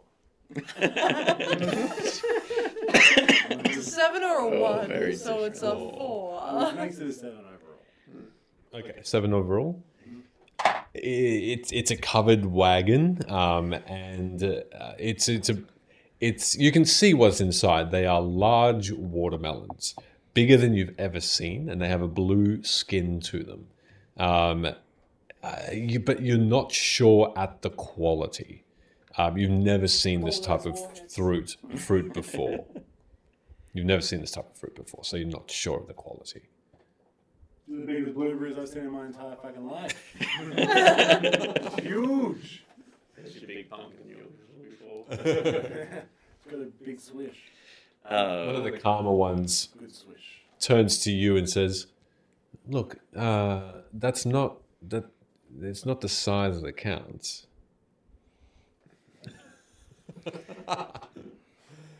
It's what's inside that counts." And we've inspected one of them, and then they're not up to scratch. Our employer. Why does that deserve beating the person in a public forum? It's negotiate. Don't beat someone up. One of the more aggressive ones steps towards you with this look, and he says, "Think about it. We're doing this in public.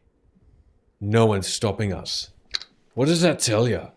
We had a deal, and this deal is being broken by this little shit."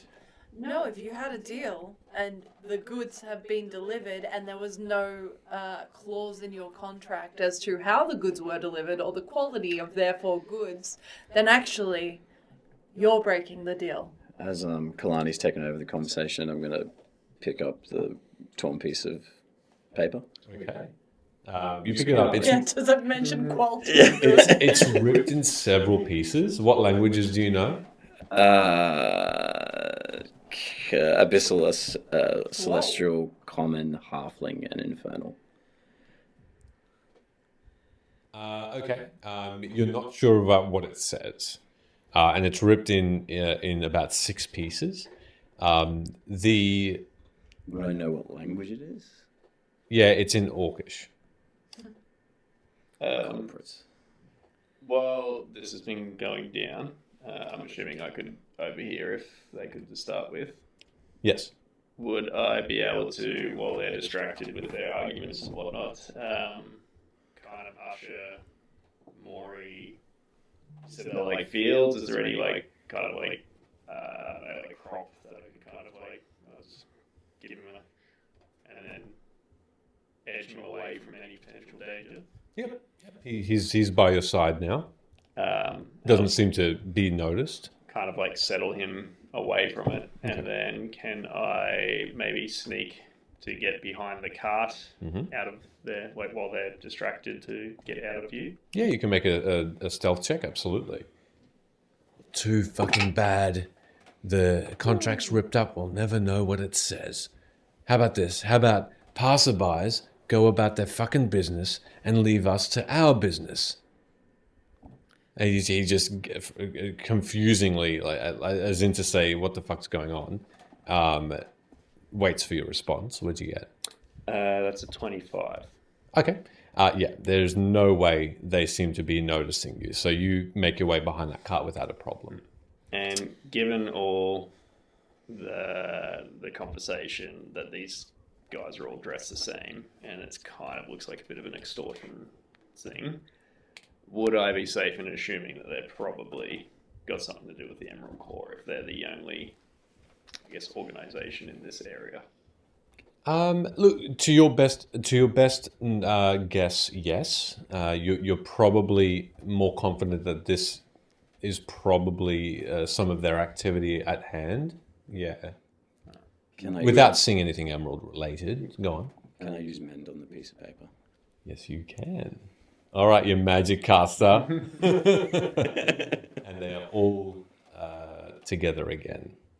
Neatly. Look at that. It's not ripped up. This is still legally Seems binding like contract. this is still a contract. So you hand the boy his money, or someone will stop you. A bit of realization is formed in this human's face, and he says, There's no reason to be violent here. We're all good people, aren't we? The fucking postie. You wouldn't see the letters I've delivered. This. You ain't seen the shit I see.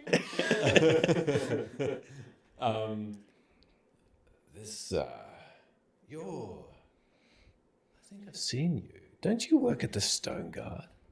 Yes, I'm but a tavern girl. Here's what we'll do then. Fuck the contract. You be on your way. Or the Stone Guard may one day not be upstanding anymore. Ooh. I'll say that smoother next time. I'm not scared of you. Maybe you're not, but your employers should be. Get out of here. You're way in above your heads. We'll take the gold first, thanks. What, now you're thieves, are you? Oh no, I'll give it to the boy. But it doesn't look like he's ready to stand up for himself, so someone will. No. With a shrug, they give you the gold. They put it into your hands. He puts it into your hands calmly. Hand it straight to the boy. The boy takes it and gets up, dusts himself off. Can I have that contract, please? I'll hand it over to you. I I'll roll rip it it up up, and hand it. and then I say, now you be on your way without the fruit. Oh shit. Oh, bro. Robbing these guys. Nice. No. I don't see a contract. Come on, boys. I guess we've been beat. Good day to you all. And they No fucking stay. and they skulk away with a One grumble. of the calm ones. Mm-hmm. What's your name?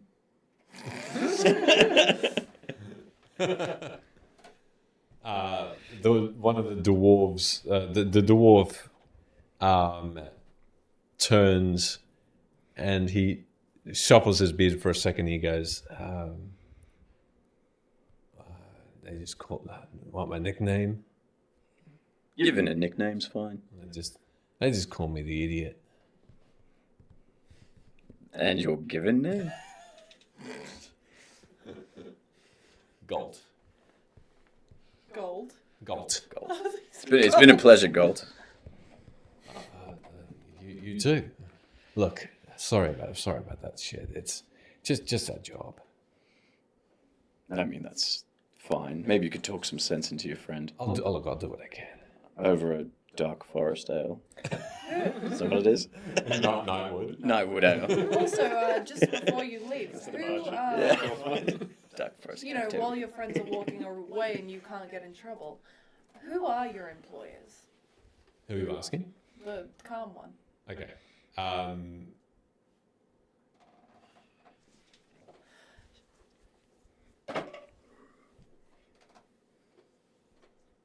Yeah. We won't tell us all. It'll be fine. He starts to turn and respond, and he gets a hand on his shoulder, and you can see that the raggedy one. Thank you for the hydrate. The raggedy one, human. He says, "Nah, you don't get that pleasure."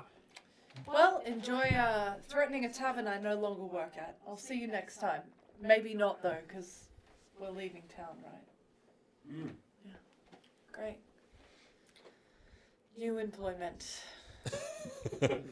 and they leave. They leave via one of the Don't actually. I'm about to quit my job. Like, it's not a lie.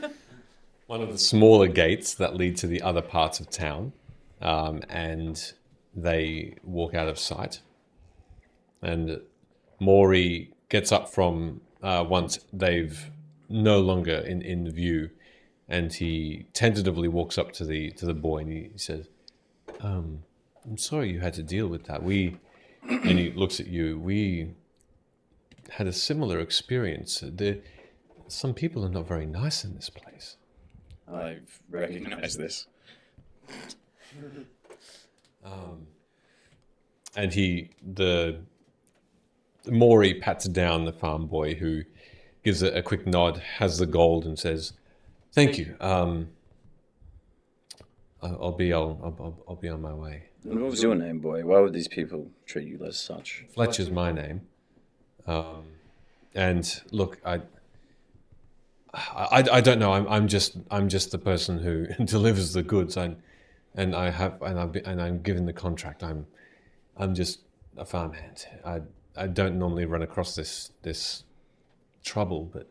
And do you know who they were employed by if they were supposed to take the goods? No. Whatever's written in the contract. I'm just here to hand it over to them. I'm just employed to meet them. I was going to meet Galt. Is this like a normal thing? Can I have the letter back? That I've ripped up? Yeah. You can. I'll take it. Meant again. Meant again. Are you meant again? You Sorry, can't do I that? was- Yeah. I was just trying to make a Cantrip. point. Cool. What do you mean happen often? Like, do you deliver to these people all the time? Yeah. Hey, good night, D20. I hope you sleep. Are you gonna be alright? Like, are they just gonna come back? Think about me. Sweet things. I'll let my employer know what happened. He might reassign me, maybe just to the fields, maybe send someone else. It's really the first time it's happened. Otherwise, it's been fairly smooth sailing. Who does employ them? You would know if you were entering a binding contract of sorts. I don't speak Orc. I can't read. I'm not sure. I was just told to meet them. I was told the description. Where did the goods come from? Out in the farm, out in the fields. And you work on those fields? Yes.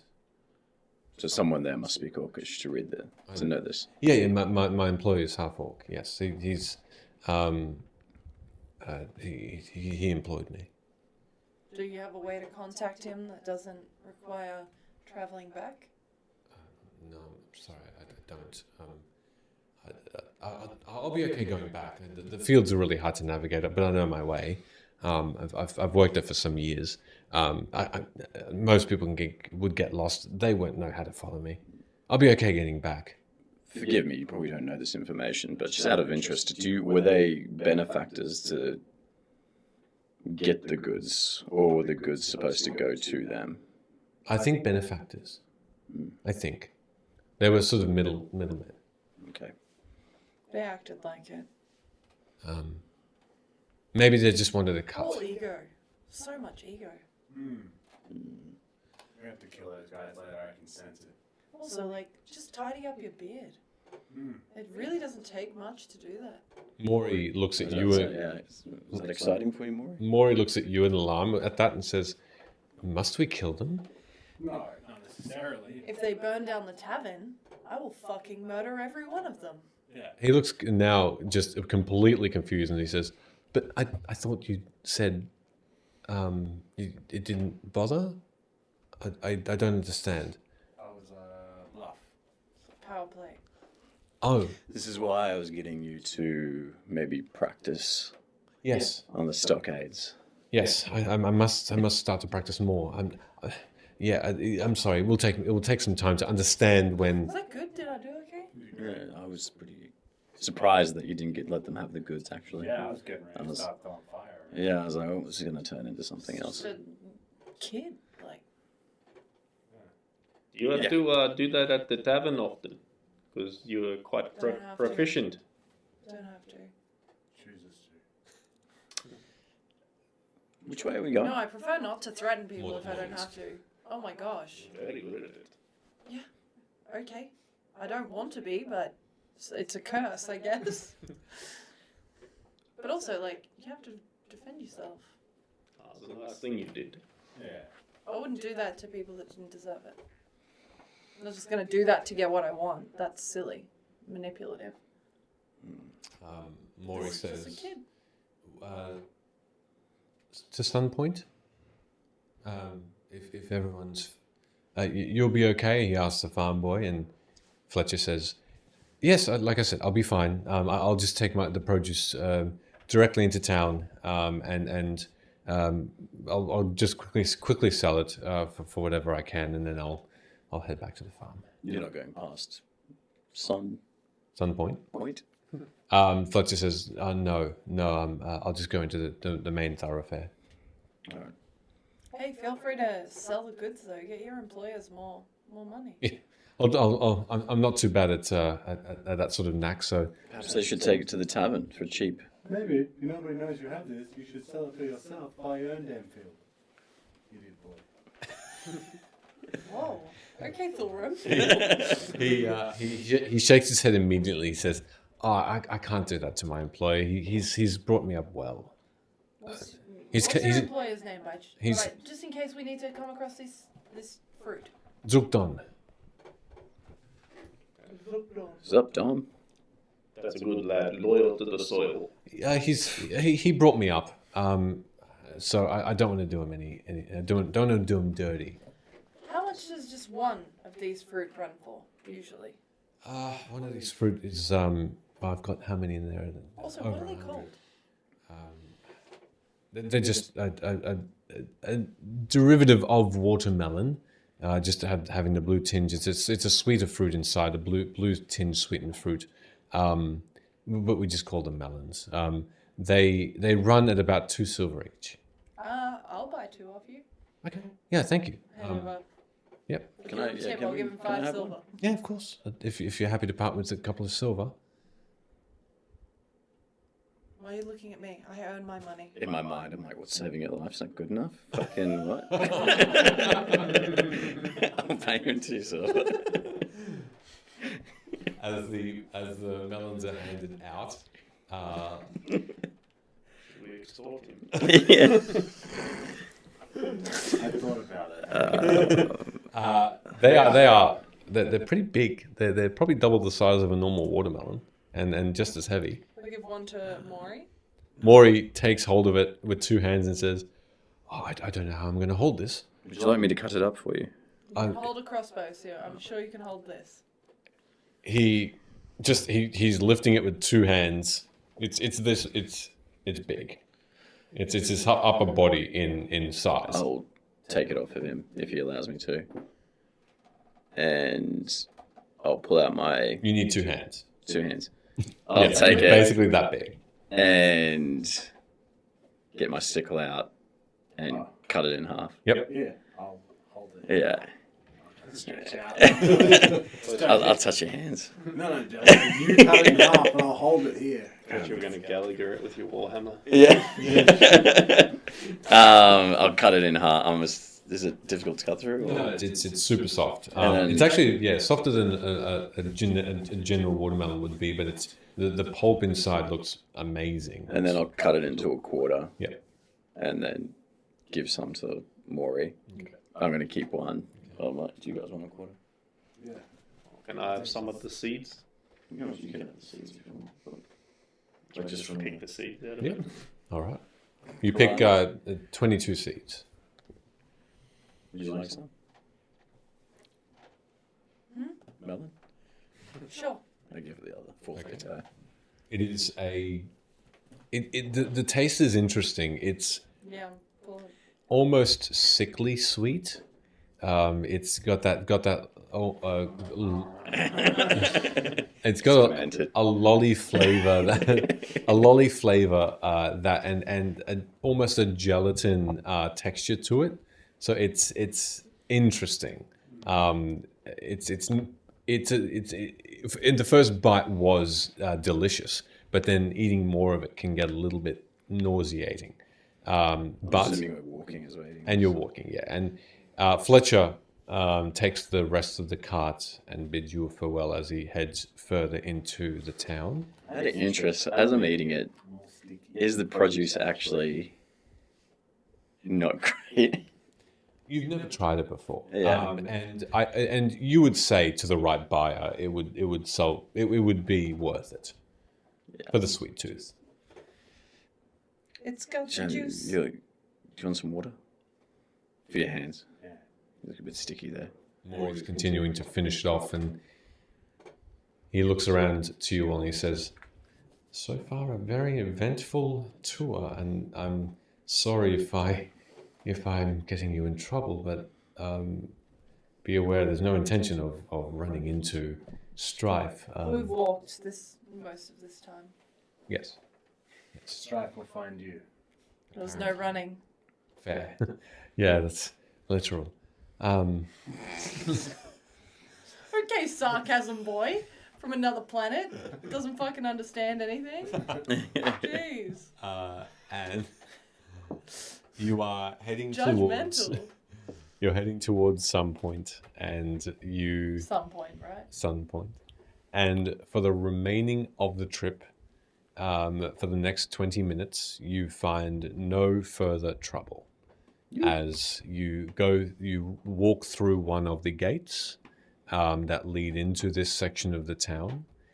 And similarly to the Forlorn Hall, the rectangular looking expanse of a district reach out into the wilderness of Carneth outside of the town, the wall being behind you, and in front of you, massive tents, round and maroon, similar in color to Carneth and the Carnathi soldiers in the military military, but you can see instead the welcoming of different races, different species here.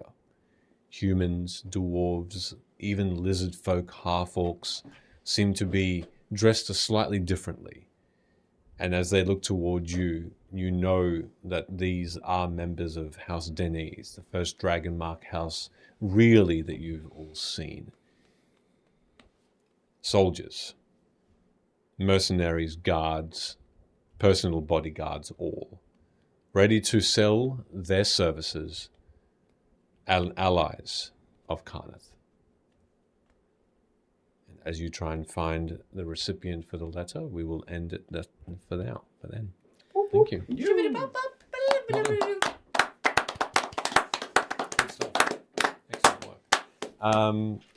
Just before we leave, once again, Directional clapping. amazing I missed Marcel this, Games stuff, 3D models with our faces on it. Just got to shout that out again because No, fuck you. it's pretty damn good. No, fuck you. Might take No, some photos no, no, and no. post them now that we've got Yeah, them. g'day, guys. Wait. G'day, what? Yeah, g'day, I guys. suck My at name's names. Sheldon. Oh my god. Nah. What up, bro? Bruh. You can't see anything. If you actually like go Way too close. sit it like right there, That's good. That's good. it looks like there you go. Yeah, that's nice. Yeah, Okay. that's good. Yeah, what up? My name's Sheldon. It's your boy. It's your boy. What's up, DZ?